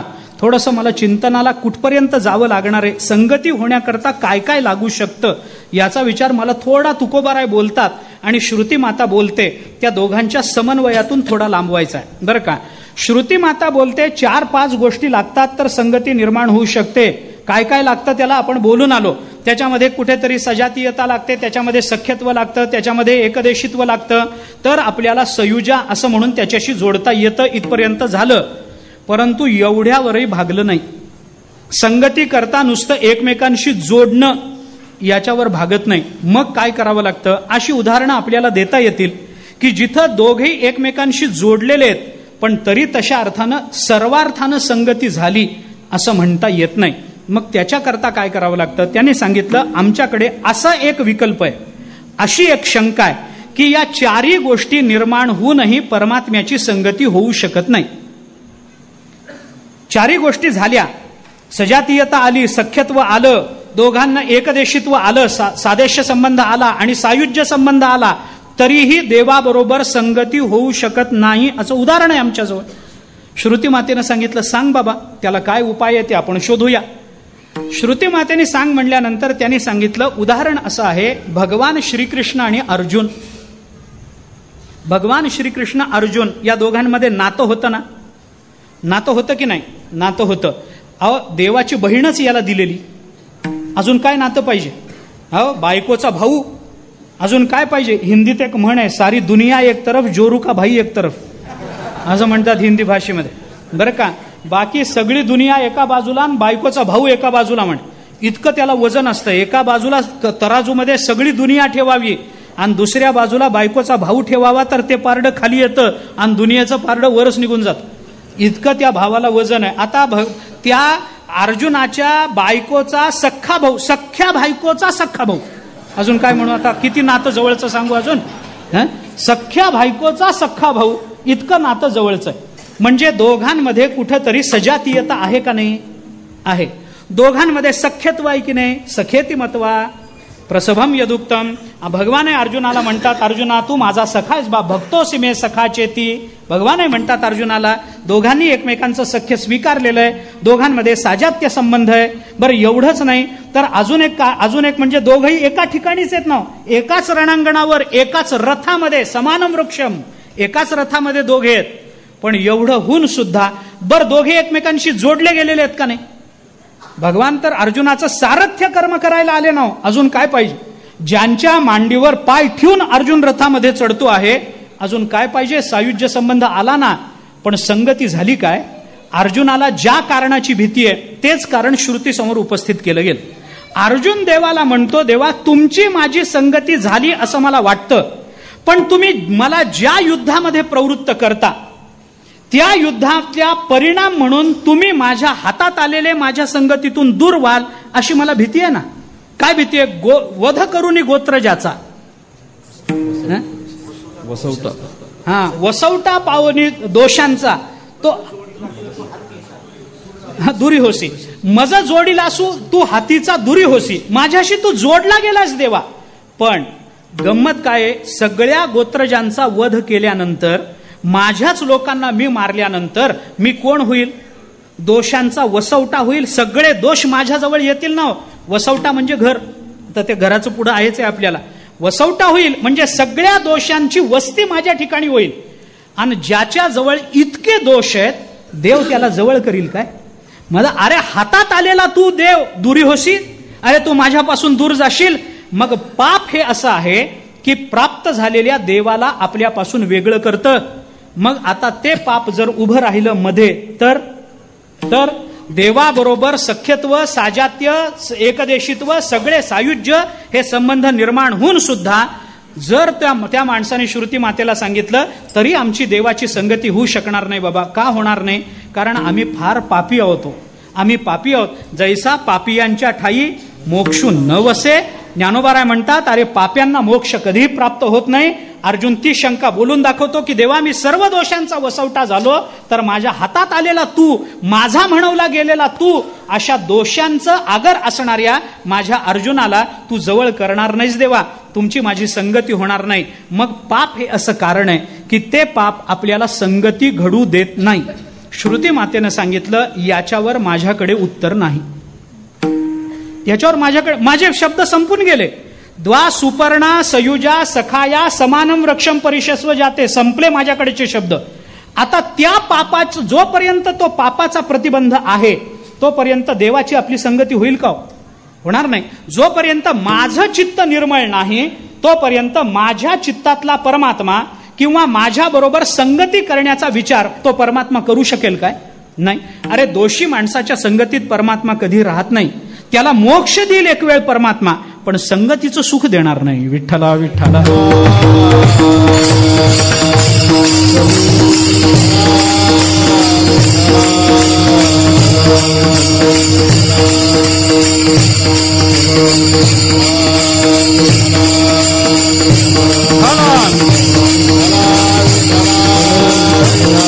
श्रुती माता म्हणाली, या पापा करता माझ्याकडचे शब्द संपून गेले. आता ही शंका तू वेगळी काढलीस, मी शब्द आणू कुठून?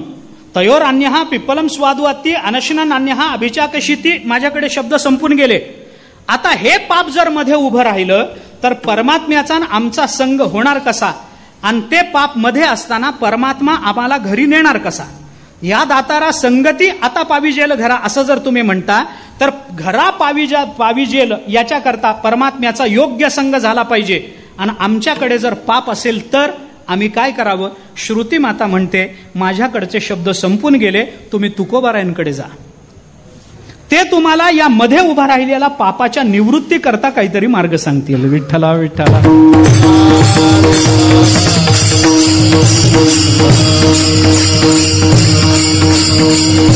म्हणून तो मनुष्य तुकोबारायांकडे आला आणि तुकोबारायांना विचारलं, श्रुतीचं आणि माझं असं बोलणं झालं.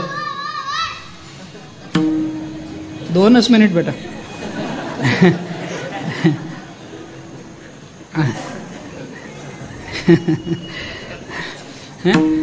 काय झालं? श्रुती.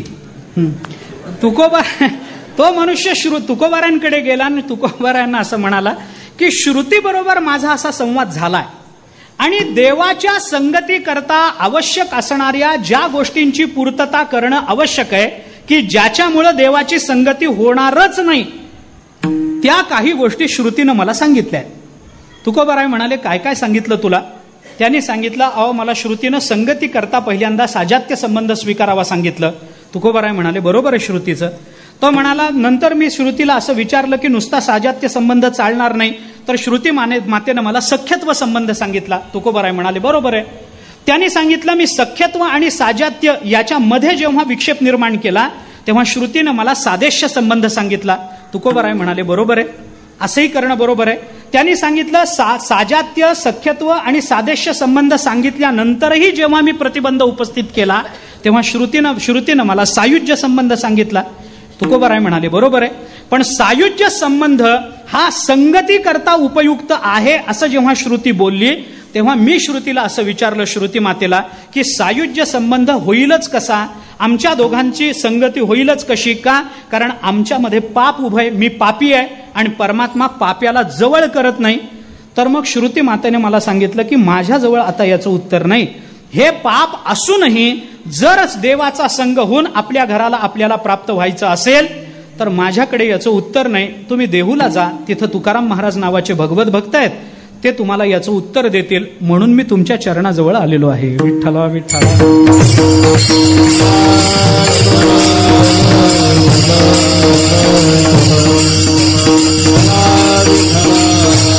तुकाराम महाराजांनी त्याला विचारलं, बाबा सायुज्य सांगितल्यानंतरही तू काय प्रश्न उपस्थित केलास? तो म्हणाला, मी म्हणालो की आम्ही पापी आहोत आणि पाप हा आमच्या दोघांच्या संगतीमध्ये प्रतिबंध म्हणून आमचं पाप उभं आहे.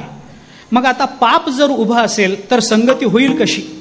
होणार नाही, कारण ज्ञानेश्वरीत त्याला अनेक प्रमाणे मिळतात, गाथ्यामध्ये अनेक प्रमाणे मिळतात. मग त्याच्याकरता आम्ही काय करावं? ते पाप जोपर्यंत आहे तोपर्यंत देवाची संगती नाही, आणि देवाची संगती जोपर्यंत नाही तोपर्यंत आम्ही घरी पोचणार नाही. आम्हाला तर घरी पोचलंच पाहिजे.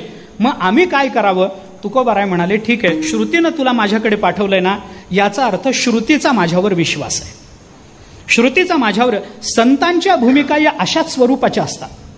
मला कळतं म्हणून श्रुतीनं तुला माझ्याकडे पाठवलं असं तुकोबाराय म्हणाले नाही. तुकोबाराय असं म्हणाले, ज्या अर्थी श्रुतीनं तुला माझ्याकडे पाठवलंय त्या अर्थी मला ते येत असलं पाहिजे. ऐका, फरक कुठे असतो हा लक्षात घ्या.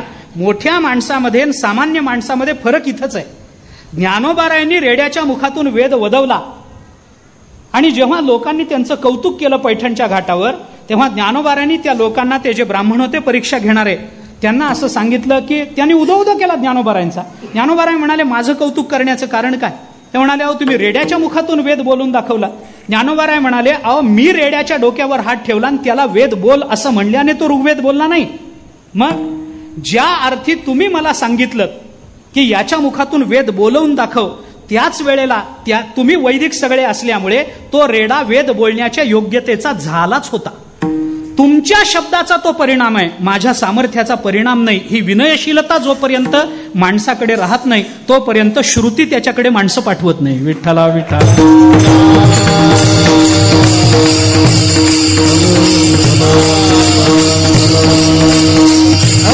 त्या माणसाने विचारलं, आता मग म्हणणं काय? पाप मध्ये प्रतिबंध आहे, करू काय?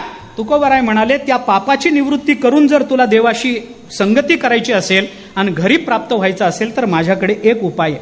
काय उपाय आहे? तुकोबारायांनी त्याला उपाय सांगितला. पायावरी ठेवून माथा, पायावरी ठेवून माथा, पायावरी ठेवून माथा, पायावरी ठेवून,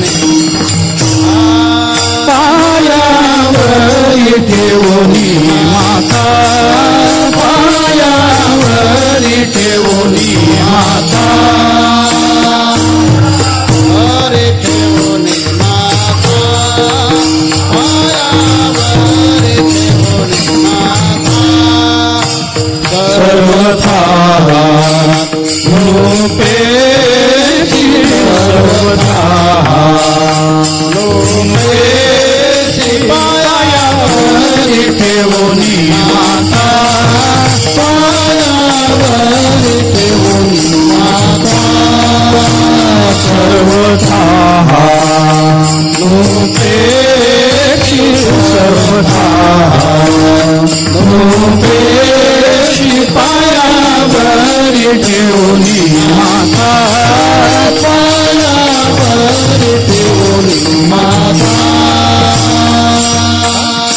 बरोबर आहे. त्याला म्हणाले पापाची निवृत्ती करायची असेल तर आता ते पाप भोगून संपवावं, त्याच्यानंतर देवाची संगती आहे असं होत नाही. मग एक उपाय आहे. याचा स्वभाव जर परमात्म्याचा बघितला आमच्या, तर हा परमात्मा कुणाचीही उपेक्षा करत नाही. फक्त तुम्ही काय करा, आपलं पाप घेऊन त्याच्या पायावर पडा. आपलं पाप असू देत मध्ये, तुम्ही फक्त पायावरी ठेवून माथा एवढंच तुम्ही करा. हा परमात्मा सर्वथा न उपेक्षी. हा परमात्मा तुमची उपेक्षा करणार नाही. तुम्हाला त्याची संगती तो परमात्मा अवश्य प्राप्त करून देईल. अवश्य प्राप्त. फक्त तुम्ही एक करायचंय, त्याच्या पायावर आपला माथा ठेवायचा आहे. लोक पायावर डोकं ठेवतात पण माथा ठेवत नाहीत. विठ्ठला विठ्ठला.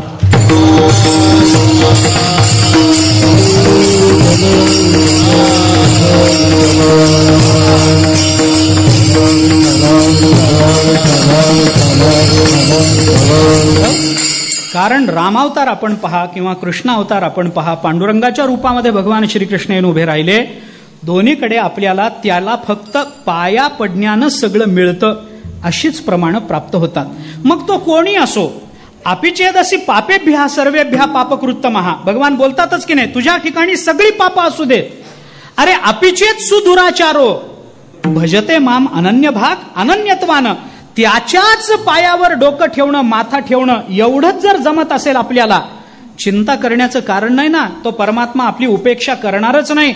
मूढ पापी जैसे तैसे. किती का पापी असे ना तो, पण उतरी कासे लावून पुंडलिके धलावर करुणाकर विठ्ठले. परमात्म्याने करुणाकर असणाऱ्या त्या परमात्म्याने याला पुंडलिकरा याला वर दिला की कोणी जरी असेल, मूढ असेल, पापी असेल, जैसे तैसे कसे का असेनात, विद्वान असतील, अर्धवट विद्वान असतील, अर्ध्या हळकुंडानं पिवळं झालेले असतील, देवाला शिव्या देणारे असतील, घरातल्या घरात पाप करणारे असतील, उजळ माथ्यानं करणारे असतील, नाहीतर अंधारात लपून छपून टेबला खालून पाप करणारे असतील, फक्त याला तुम्ही शरण जा.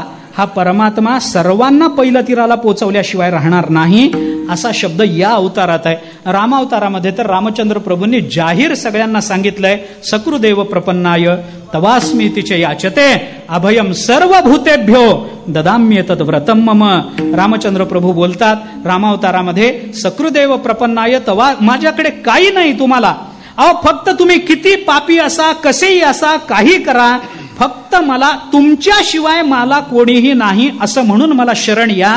अभयम सर्व भूतेभ्यो, सर्व भूतमात्रांना अभय देणं, ददाम्येतद् व्रतम मम, हे या अवतारातलं माझं व्रत आहे, हे रामचंद्र प्रभू बोलतात. म्हणजे रामचंद्र प्रभूंच्या काळामध्ये त्यांचं जसं व्रत होतं, तसं पांडुरंगाच्या अवतारामध्ये त्यांचंही व्रत आहे की मूढ पापी जैसे तैसे उतरी कासे लावू नये. अरे मूढ पापी, पापी असला तरी त्यांनी फक्त पायावरी ठेवून माथा एवढं तू कर. तुकाराम महाराजांनी त्याला सांगितलं, परिणाम काय होईल, सर्वथा हा उपेक्षी. हा कुणाचीही उपेक्षा करणार नाही. उपेक्षा करणार नाही म्हणजे तू पापीच आहेस, तू आतापर्यंत माझं एकदाही नाव घेतलेलंच नाहीयेस, तू मला आतापर्यंत कधी काही समर्पणच केलेलं नाहीयेस, निदान पत्रम पुष्पम फलम तोयम तरी, एवढं तरी समर्पण कर. देवाला एवढंही समर्पण करण्याची गरज नसते. अहो पत्र पुष्प फल तोय याच्यापैकी काही जरी देता आलं नाही तरी हरकत नाही. माणसाला याच्यापैकी नाही देता आलं, नाही नका देऊ. त्याला काय देता येईल, त्याला शिव्या तरी देता येतात का नाही, तेवढ्या दिल्या तरी तो स्वीकारतो ना. तो तेवढ्या शिव्या दिल्या तरी तो परमात्मा स्वीकारतो. उदाहरण सांगतो मी आपल्याला, शिशुपालाचं उदाहरण डोळ्यासमोर आहे आपल्या. काही कमी शिव्या दिल्या आहेत, सगळ्या शिव्या दिल्या, पण सगळ्या शिव्या खाऊन सुद्धा परमात्म्याने त्याला नरकात लोटलं का स्वतःच्या हातानं मारून त्याला सायुज्य मोक्ष दिला. सायुज्य मोक्ष दिला. तू सनकाधिकाचे माने सायुज्य सौरसू केला, पुतने जे विषाचे स्तन पाने मारू आली देवा, तुझे अवदार्य जाणो स्वतंत्र. देता न म्हणसी पात्रा पात्र, कैवल्य ऐसे पवित्र, ते वैर्याही दिधले. मग वैर्यांना देखील परमात्मा कैवल्य देतो, तर तुम्हाला फक्त त्याच्या पाया पडण्यामुळं तो तुम्हाला तुमच्या घराला प्राप्त करून देणार नाही काय. म्हणून तुकाराम महाराज म्हणतात, श्रुतीनं तुला माझ्याकडे पाठवलं ना, माझ्याकडे एकच उत्तर आहे बाबा. तुला जर भगवंताची संगती करून स्वतःच्या घराला प्राप्त व्हायचं असेल तर एकच कर, पायावरी ठेवून माथा, सर्वथा उपेक्षी. तू फक्त त्याच्या पायावर माथा ठेव.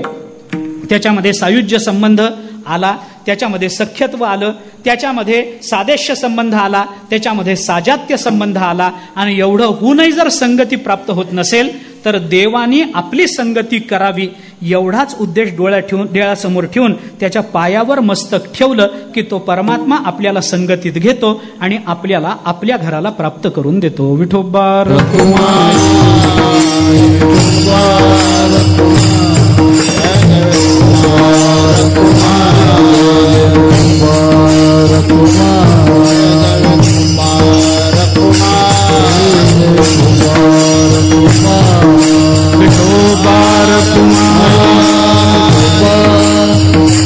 जय जय विठोबार कुमाई,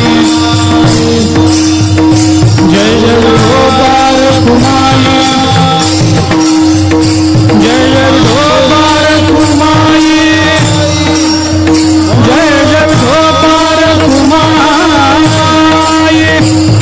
विठोबार कुमाई, विठोबार कुमाई,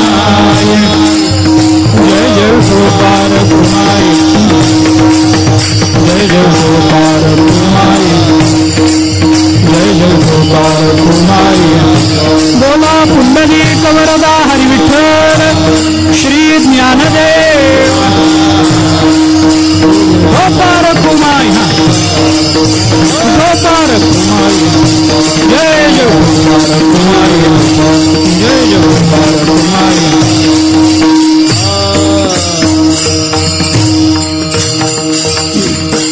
आता पाविजेल घरा या दातारा संगती पायावरी ठेवून माथा सर्वथा हा नुपेक्षे.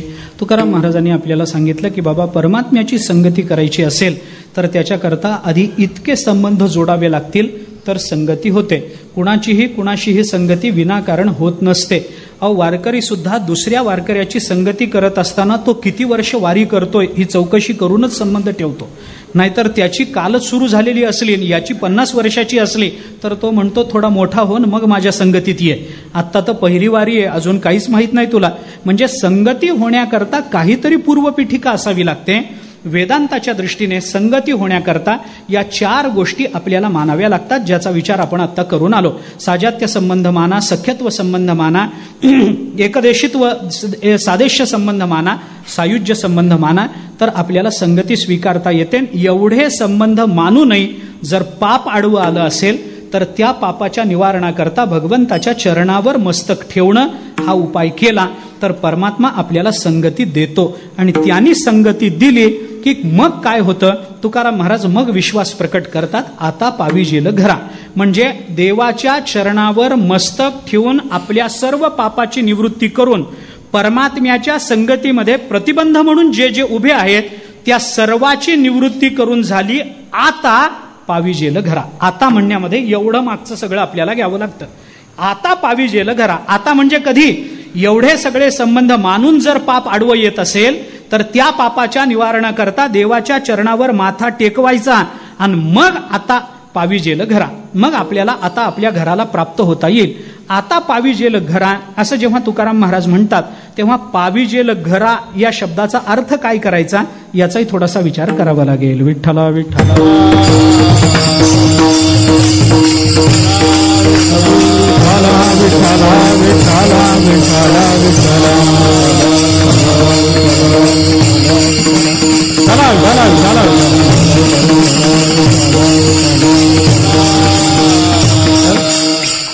थोडासा त्याचा विचार सांगून शेवटाकडे येतो.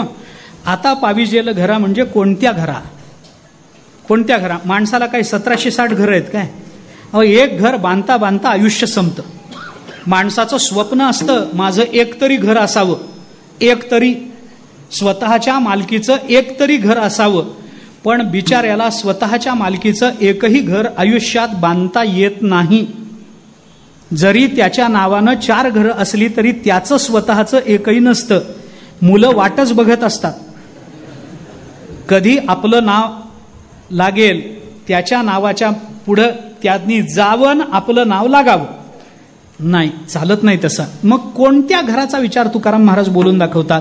अनेक घरांचा विचार आहे. याच्यामध्ये भगवंताच्या संगतीतून प्राप्त होणारं घर कोणतं याचा जर थोडा विचार करायचा असेल तर कोणकोणती घरं आपल्याला मानता येतात याचा पहिल्यांदा थोडा थोडा विचार करा. सगळंच मला आपल्यासमोर ठेवायचं नाही आता, पण ज्ञानेश्वरीच्या आधारानं थोडा थोडा विचार सांगतो. ज्ञानेश्वरीमध्ये 4-5 घरांचा विचार ज्ञानोबारायांनी केला. त्याच्यातलं पहिलं घर आहे ज्ञानोबारायांनी सांगितलेलं, ते घर म्हणजे इंद्रियांचं घर आहे. आपल्याला इंद्रियाला सुद्धा घरच म्हणावं लागेल. ज्ञानोबारायांनी चिंतन करताना इंद्रियाची या घरा नाही विषयाचा येरझारा, विषयाचा येरझारा नाही, पण कुणाच्या बाबतीत? आत्मबोधाची या ओवरा पहुडला असे. जो ज्ञानोबाराय चिंतन करताना सांगतात, जो आत्मबोधाच्या ओवरीमध्ये, ओवरा हा शब्द ओवरी याही अर्थाने म्हणजे उघड्यावर पडलेला आहे. ओवरीमध्ये पडला म्हणजे काय? उघड्यावर, किंवा ओवरा हा शब्द खोली या अर्थाने घेता येतो. आत्मबोधाच्या खोलीमध्ये, आत्मबोधाच्या त्या 4 भिंतीमध्ये तो जर झोपलेला असेल तर त्याच्या इंद्रियांच्या घरामध्ये विषयाचा येरझारा होत नाही. इथं ज्ञानोबारायांनी इंद्रियाचं घर हे आपल्याला सांगितलं ना. मग इंद्रियाचं एक घर ज्ञानोबाराय जर बोलत असतील तर याच्याकरता देवाच्या संगतीत, दाताराच्या संगतीत या घराची मागणी आपल्याला करण्याचं काही कारण नाही. या विषयाचा विचार सोडून द्या. दुसरं घर ज्ञानोबारायांनी सांगितलं, ते ज्ञानोबाराय आपल्या सगळ्या देहालाच घर म्हणतात. सगळ्या देहालाच घर म्हणतात. मी आपल्याला प्रमाण देऊन जातो. गीतेमध्ये अधिष्ठानम तथा कर्ता करणंच पृथक विधम विविधाश्च पृथक चेष्टा दैवम चैवात्र पंचमम या श्लोकातल्या अधिष्ठान या पदावर भाष्य करताना ज्ञानोबारायांनी घर कोणतं सांगितलं? 24 तत्वाचे कुटुंब घर वस्तीचे तुटे बंध मोक्षाचे गुंतलेत. ज्ञानोबाराय चिंतन सांगतात, बघा विचार करून पहा. 24 तत्वाचे कुटुंब घर वस्तीचे हे कशाचं चिंतन आहे? अधिष्ठान. आणि अधिष्ठान म्हणजे काय? देह. या देहालाच ज्ञानोबाराय अधिष्ठान म्हणतात. अधिष्ठानम, कर्म करण्याकरता काय काय लागतं?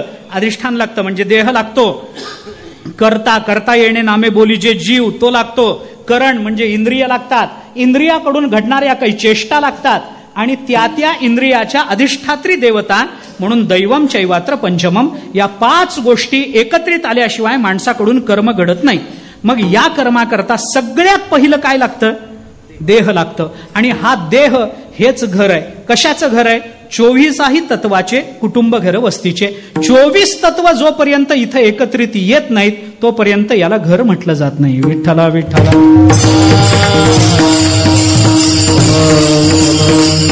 विठ्ठला विठ्ठला विठ्ठला विठ्ठला विठ्ठला विठ्ठला विठ्ठला. म्हणून या दोन्ही घराचा मला फार विचार करायचा नाही. मला विचार सांगायचा आहे तो वेगळ्या 2 घराचा सांगायचा आहे. कोणती 2 घरं? तुकोबाराय असं म्हणतात, आता पाविजेल घरा या दातारा संगती. हे घरा पाविजेल या दातारा संगती, घरा पाविजेल मान्य आहे, पण प्रश्न असा आहे की कुणाच्या घरा पाविजेल? संगती आपण ज्याची करतो त्या घरा पाविजेल, का ज्याची संगती करतो त्याच्यामुळे आपल्या घरा पाविजेल? अहो आता काय सांगू, तुम्ही उदाहरण काय देऊ? मी तुमच्या संगतीत तुमच्या गावापर्यंत आलो तर मी तुमच्या घरी येईन का माझ्या घरी येईन? तुमच्याच घरी. तुम्ही बोलवू नका, घाबरायला काय झालं, मी येत नाही. नुसतं म्हणा तरी ना की माझ्या घरी याल तुम्ही, म्हणून येत नाही मी. चिंता कशाला त्याची? आलो तरी त्रास देत नाही, त्रास दिला तरी सगळंच घेऊन जात नाही. असं काय करता तुम्ही? सगळंच नाही, थोडं थोडं काहीतरी. मुद्दा काय आहे लक्षात घ्या. मला मांडायचंय काय की ज्याच्या संगतीमध्ये आपण जातो आणि जो प्रेमानं त्याच्या चरणावर आपण माथा ठेवल्यामुळं आपल्याला संगतीत घेतो तो त्याच्या घरी घेऊन जाईलच की नाही आपल्याला? मग कुणाच्या घरी? या अभंगामध्ये घर कुणाचं याचा उल्लेख तुकोबारायांनी केला नाही. आता पाविजेल घरा, पण कुणाच्या घरा? ज्याची संगती केली त्या दाताराच्या घरा का माझ्या स्वतःच्या घरा? माझ्या स्वतःच्या घरा. दोन्हीच्याही घराचा विचार करा. दोन्ही घराचा विचार करा. मी दोन्ही प्रमाण देतो आणि दोन्ही प्रमाण संयुक्तिक आहेत एवढंच सांगून सेवा संपवतो. ज्ञानोबारायांनी भगवंताचंही एक घर सांगितलंय. भगवंताचंही एक घर सांगितलंय. भगवंताचं घर कोणतं आहे? भगवंताचं मी 2 प्रमाण आपल्याला देतो. एक पहिल्यांदा सर्वांना माहिती असणारं, पाठ असणारं प्रमाण मी आपल्याला देतो की मी कुठेही सापडत नाही. माझ्या सापडण्याची ठिकाणं ठरलेली आहेत. वैकुंठी तो मी नसे, म्हणजे वैकुंठ हे घर त्याचं नाही. नसे एक वेळ भानुबिंब ही न दिसे, योगियांची मानसे उमरडो निजाय, परितया पाशी पांडवा मी हरपला दिवसावा, जेथ नाम घोष बरवा करीती माझा. म्हणजे माझ्या घराचा पत्ता कोणता? या 2 ओव्यामध्ये भगवंतानी आपला पोस्टल ऍड्रेस आपल्याला दिलेला आहे. मी गंमत म्हणून आपल्याला सांगतो, तुम्हाला जर देवाला पत्र पाठवायचं असेल, पाठवत नाही कोणी, पण समजा एखाद्या वेळेला आपल्या कोणा सांगू सुखदुःख, कोण निवारील? अरे कोणाला आपली सुखदुःख सांगायची बाबा? त्याच्याशिवाय आहेच कोण आपलं म्हणण्यासारखं? देवाशिवाय आहेच कोण आपलं सुखदुःख आपण मनमोकळेपणाने ज्याच्यासमोर मांडावं? देवाला पत्र लिहायचं ठरलं, काहीतरी आपण पत्र लिहिलं, असं आहे तसं आहे देवा, याचा फार त्रास आहे, त्याचा प्रकृतीचा त्रास आहे. प्रकृती म्हणजे त्याची प्रकृती नाही, आपली प्रकृती. आपली प्रकृती म्हणजे आपल्या घरातली प्रकृती नाही, आपल्या शरीराची प्रकृती. नाही तर घरातली प्रकृती त्रास द्यायचा तेवढा देतेच, तिचा काही विषय नाही. आपली प्रकृती म्हणजे तब्येत, हा तसं म्हणा, तब्येत. असं आहे तसं आहे, अमुकच होतं तमुकच होतं. काय लिहायचंय ते देवाला लिहा, हरकत नाही, लिहावं मनमोकळेपणाने देवाला पत्र लिहावं. आता ते पत्र देवाला पाठवायचंय, त्याच्यावर काहीतरी पत्ता लिहावा लागेल की नाही? काहीतरी पत्ता लिहावा लागेल. काय लिहू आपण पत्ता? हरिभक्ती नाही, काय लिहाय? पांडुरंगाला काय लिहाल? काय बाबा, अकारण करून अशरण शरण वगैरे काहीतरी त्याला विशेषण देऊन, परमात्मा श्री पंढरीनाथ, मुक्काम पोस्ट पंढरपूर, तालुका पंढरपूर, जिल्हा सोलापूर, टाका पोस्टात. त्याला मिळत नाही. मी सांगतो तुम्हाला, मी काही पोस्टात काम करत नाही, पण त्याला मिळत नाही, त्याला हे पत्र मिळत नाही. मग त्याला पत्र मिळावं असं जर तुम्हाला वाटत असेल तर मी पत्ता सांगतो, लिहून घ्या. मी पत्ता सांगतो, लिहून घ्या. परमात्मा श्री पंढरीनाथ, केअर ऑफ ज्ञानेश्वर महाराज, मुक्काम पोस्ट आळंदी, जिल्हा पुणे, तर त्याला ते मिळतं. विठ्ठला विठ्ठला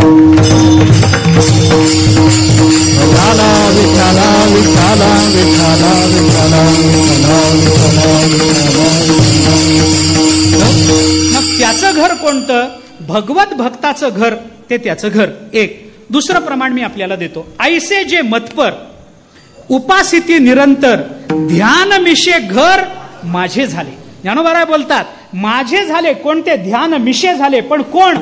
जे ऐसे जे मतपर उपासिती निरंतर, ऐसे जे मतपर होऊन निरंतर उपासिती, ते ध्यान मिशे माझे घर झाले. म्हणजे काय झालं? हे भगवंताचं घर. त्या घराला आपल्याला जर परमात्मा नेणार असेल, म्हणजे संतांच्या अंतःकरणामध्ये जर आपल्याला उतरायचं असेल, आणि संतांचं अंतःकरण हे जे परमात्म्याचं घर, त्या घरामध्ये जर आपल्याला जायचं असेल तर ते भगवत संगतीशिवाय आपल्याला प्राप्त होणार नाही. कारण संत आपल्या अंतःकरणात कुणालाही येऊ देत नाहीत. तो किती पंडित असो, किती विद्वान असो, आणिक नोहे माझ्या मना. हो का पंडित शहाणा? पंडित असो शहाणा असो, त्यांच्याकडे ते आमच्या मनात उतरत नाहीत. मग आमच्या मनात कोण उतरतं? नामरूपी जडले चित्त, त्याचा दास मी अंकित. तुकोबाराय म्हणतात, जे भगवंताच्या नामाचं रूपाचं चिंतन करून भगवंताच्या चरणावर आपला माथा टेकवतात, तेच भगवंताबरोबर आमच्या अंतःकरण रूपी घरामध्ये येण्याच्या योग्यतेचे होतात. तुकोबाराय म्हणतात, जर या परमात्म्याची अशा पद्धतीची संगती प्राप्त झाली तर संतांच्या अंतःकरणात उतरण्याचा आपला मार्ग सुकर होईल. विठ्ठला विठ्ठला.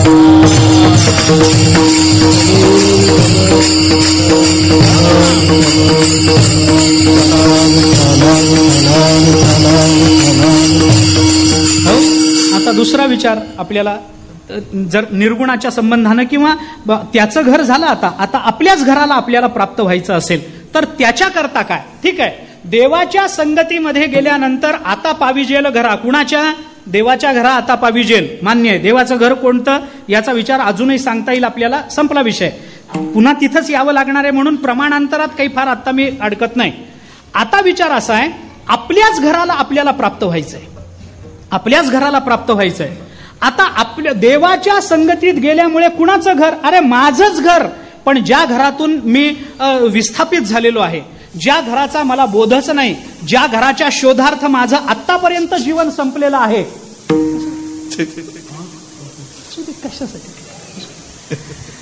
आतापर्यंत माझं बहुतांश जीवन हे सगळं याच गोष्टीमध्ये संपलेलं असेल, तर आता मला माझ्याच घरी जायचंय. मग आता मी काय केलं पाहिजे? माझ्या घराला यायचं असेल तरी देवाच्या संगतीत मी माझ्या घराला येतो. माझं घर म्हणजे कोणतं?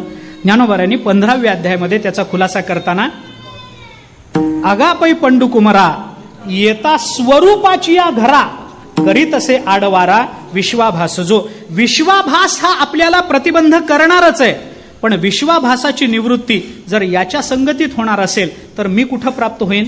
अगापै पंडुकुमारा येता स्वरूपाची या घरा. आपलंच स्वरूप आपल्याला प्राप्त होत असतं आणि आपलं स्वरूप हेच आपलं खरं घर असतं. विठ्ठला विठ्ठला.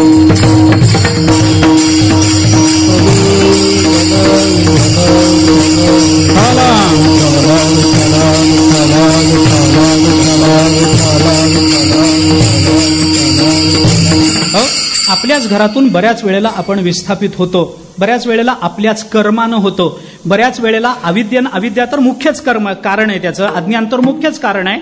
मी आपल्याला थोडंसं उपनिषदाकडे नेतो. तत्वमसी महावाक्याचा जो बोध श्वेतकेतूला उद्दालकाने करून दिला, त्या तत्वमसी महावाक्याचा बोध करून देत असताना तो एका वेळेला केला नाही, तो 9 वेळेला केला असं आपण नेहमी सांगतो. हे 9 वेळेला जे चिंतन तत्वमसी महावाक्याचं झालं, हे 9 वेळेला झालं म्हणजे काय झालं? तत्वमसी वेगवेगळं सांगितलं का? प्रत्येक वेळेला श्वेतकेतू तत्वमसी, तत्वमसी श्वेतकेतू हेच सांगितलंय, वेगळं. मग 9 वेळेला सांगणं म्हणजे काय? 9 वेळेला सांगितलं याचा अर्थ प्रत्येक वेळेला नवीन दृष्टांत देऊन सांगितलं, नवीन युक्तीनं सांगितलं, हा त्याचा अर्थ आहे.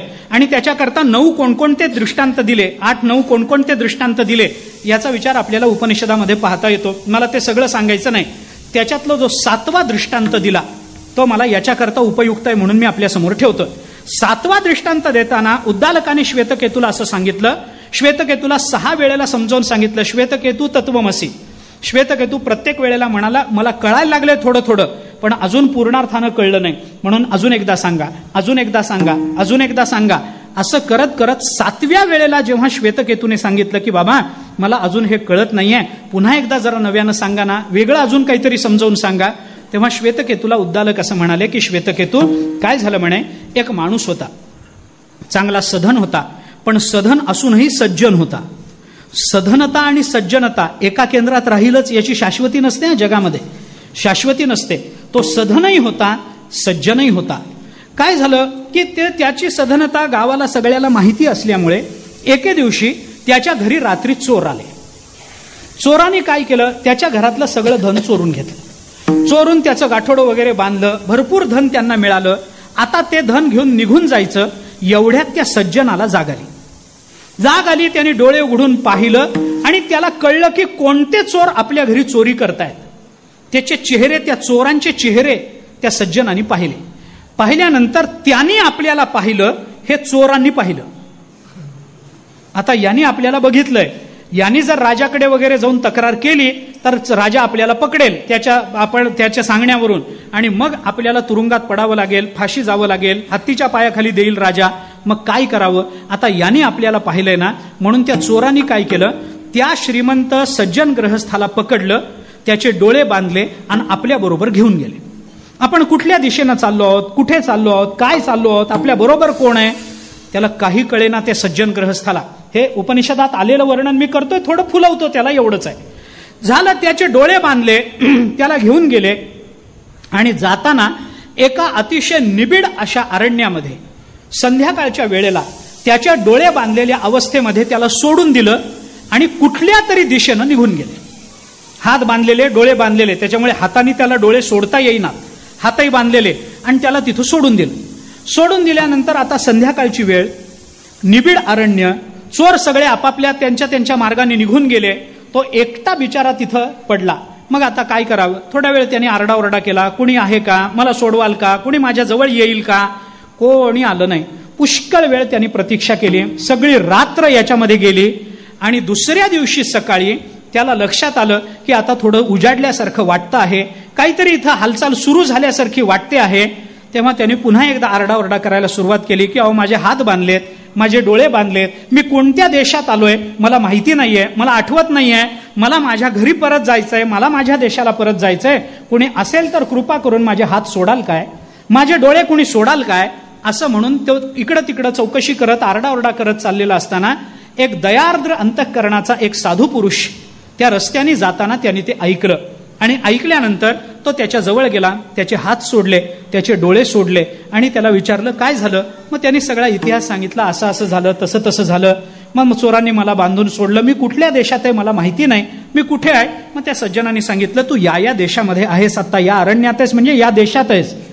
त्याने विचारलं, मग तुझं गाव कोणतं? त्यांनी सांगितलं, असं असं माझं गाव आहे, गांधार देशातला मी आहे, अमुक अमुक ठिकाणी आहे, माझ्या घरी मला परत जायचंय, तर माझा देश कोणत्या बाजूला आहे हे तुम्ही सांगाल काय? मग त्या सज्जन माणसाने त्याला सांगितलं, बाबा असं सरळ जा, अमुक गाव लागेल, तमुक गाव लागेल, कुठंतरी चौकशी कर, रस्ता चुकल्यासारखा वाटत असेल तर कुणाला तरी पुन्हा विचार, ते सज्जन माणसं तुला तुझा रस्ता दाखवतील, असं म्हणून त्याला सांगितलं. आणि सांगितल्यानंतर त्या सज्जनांनी महापुरुषांनी सांगितलेल्या रस्त्यावरून तो परत निघाला आणि परत येता येता जिथं जिथं संशय आला तिथं तिथं त्या महापुरुषांना विचारत त्याने आपला रस्ता माहिती करून घेतला आणि आपल्या गावाला, आपल्या घराला तो परत आला.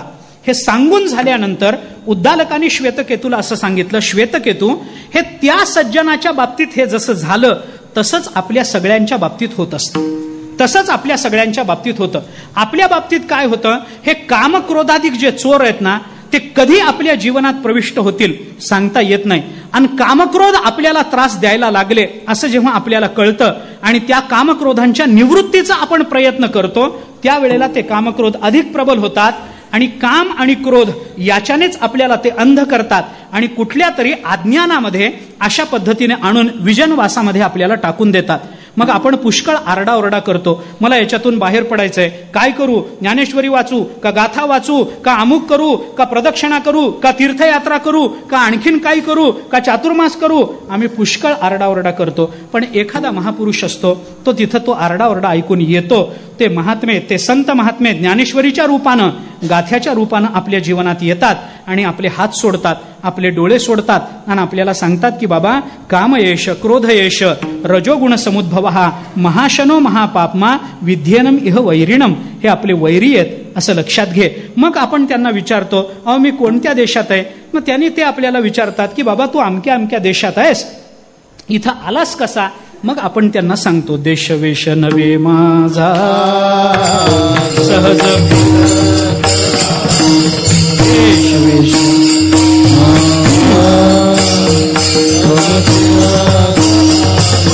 करू सत्ता कवनावरी, कोठे करू सत्ता कवनावरी, कोठे म्हणता माझे कैसा सिंह मुकले मंद माझे मुकले हृदय सिंह कोरे अंग पांडुरंगा परदेशी नाही कोणी अंग पांडुरंगा. आता माझी करी चिंता दान दे भगवंता, दान दे भगवंता, आता माझी करी चिंता दान दे भगवंता,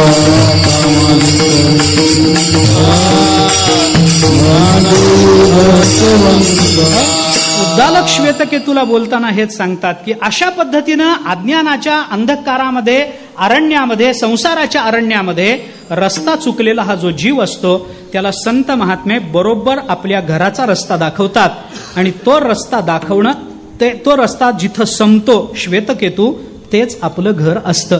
हे स्वरूप हेच आपलं घर आहे. संत काय करतात, आपल्याला आपलं स्वरूप आपल्याला दाखवतात. हारपले आपण पे पावे तै संता ते पाहता गिवसावे, म्हणून वानावे ऐकावे तेची सदा. ज्ञानोबाराय चिंतन करतात, हारपले आपण पे पावे तै संता ते पाहता गिवसावे. संतांच्या दर्शनामध्ये आपल्याला आत्मस्वरूपाची प्राप्ती होते. म्हणजे काय होतं, संत महात्मे तूच परमात्मा आहेस हे आपल्याला दाखवून देतात. म्हणजे परमात्म्याची संगतीत आपलं घर प्राप्त होणं म्हणजे परमात्मा स्वरूपता. कारण स्वरूप आणि परमात्म्याची संगती हे दोन्ही एकार्थवाची शब्द म्हणून जर आपण घेतले तर आपल्याला हा विचार करता येतो की परमात्म्याची प्राप्ती किंवा आपलं स्वरूप हे दोन्ही आपल्याला संतांच्या संगतीमध्ये किंवा परमात्म्याच्या संगतीमध्ये प्राप्त होतं. तसं प्राप्त करून घेणं ही जीवनाची कृतार्थता असते. आणि म्हणून तुकोबाराय म्हणतात की आता पाविजेल घरा या दातारा संगती. कशानं ही संगती आपल्याला प्राप्त होईल? एकच करा, बाकी कोणताही उपाय आपल्याकडे नाही. ते सादेश आणि सायुज्यन सारुप्यन ते सगळे संबंध सोडून द्या. एकच करा, पायावरी ठेवून माथा सर्वथानुपेक्षी, त्याच्या चरणावर फक्त आपला माथा ठेवावा. एवढं ठेवलं की तो परमात्मा आपली उपेक्षा करत नाही, आपल्याला आपल्या घराशी प्राप्त करून देतो. आणि आपलं घर असं प्राप्त झालं की मग येथोनिया तेथवरी नाही सत्ता आणि कांची. येथोनिया म्हणजे अज्ञानाच्या सत्तेपासून ते ज्ञानस्वरूपतेपर्यंत मग आम्हाला कळतं की दुसऱ्या कुणाचीच सत्ता आत्तापर्यंत नव्हती.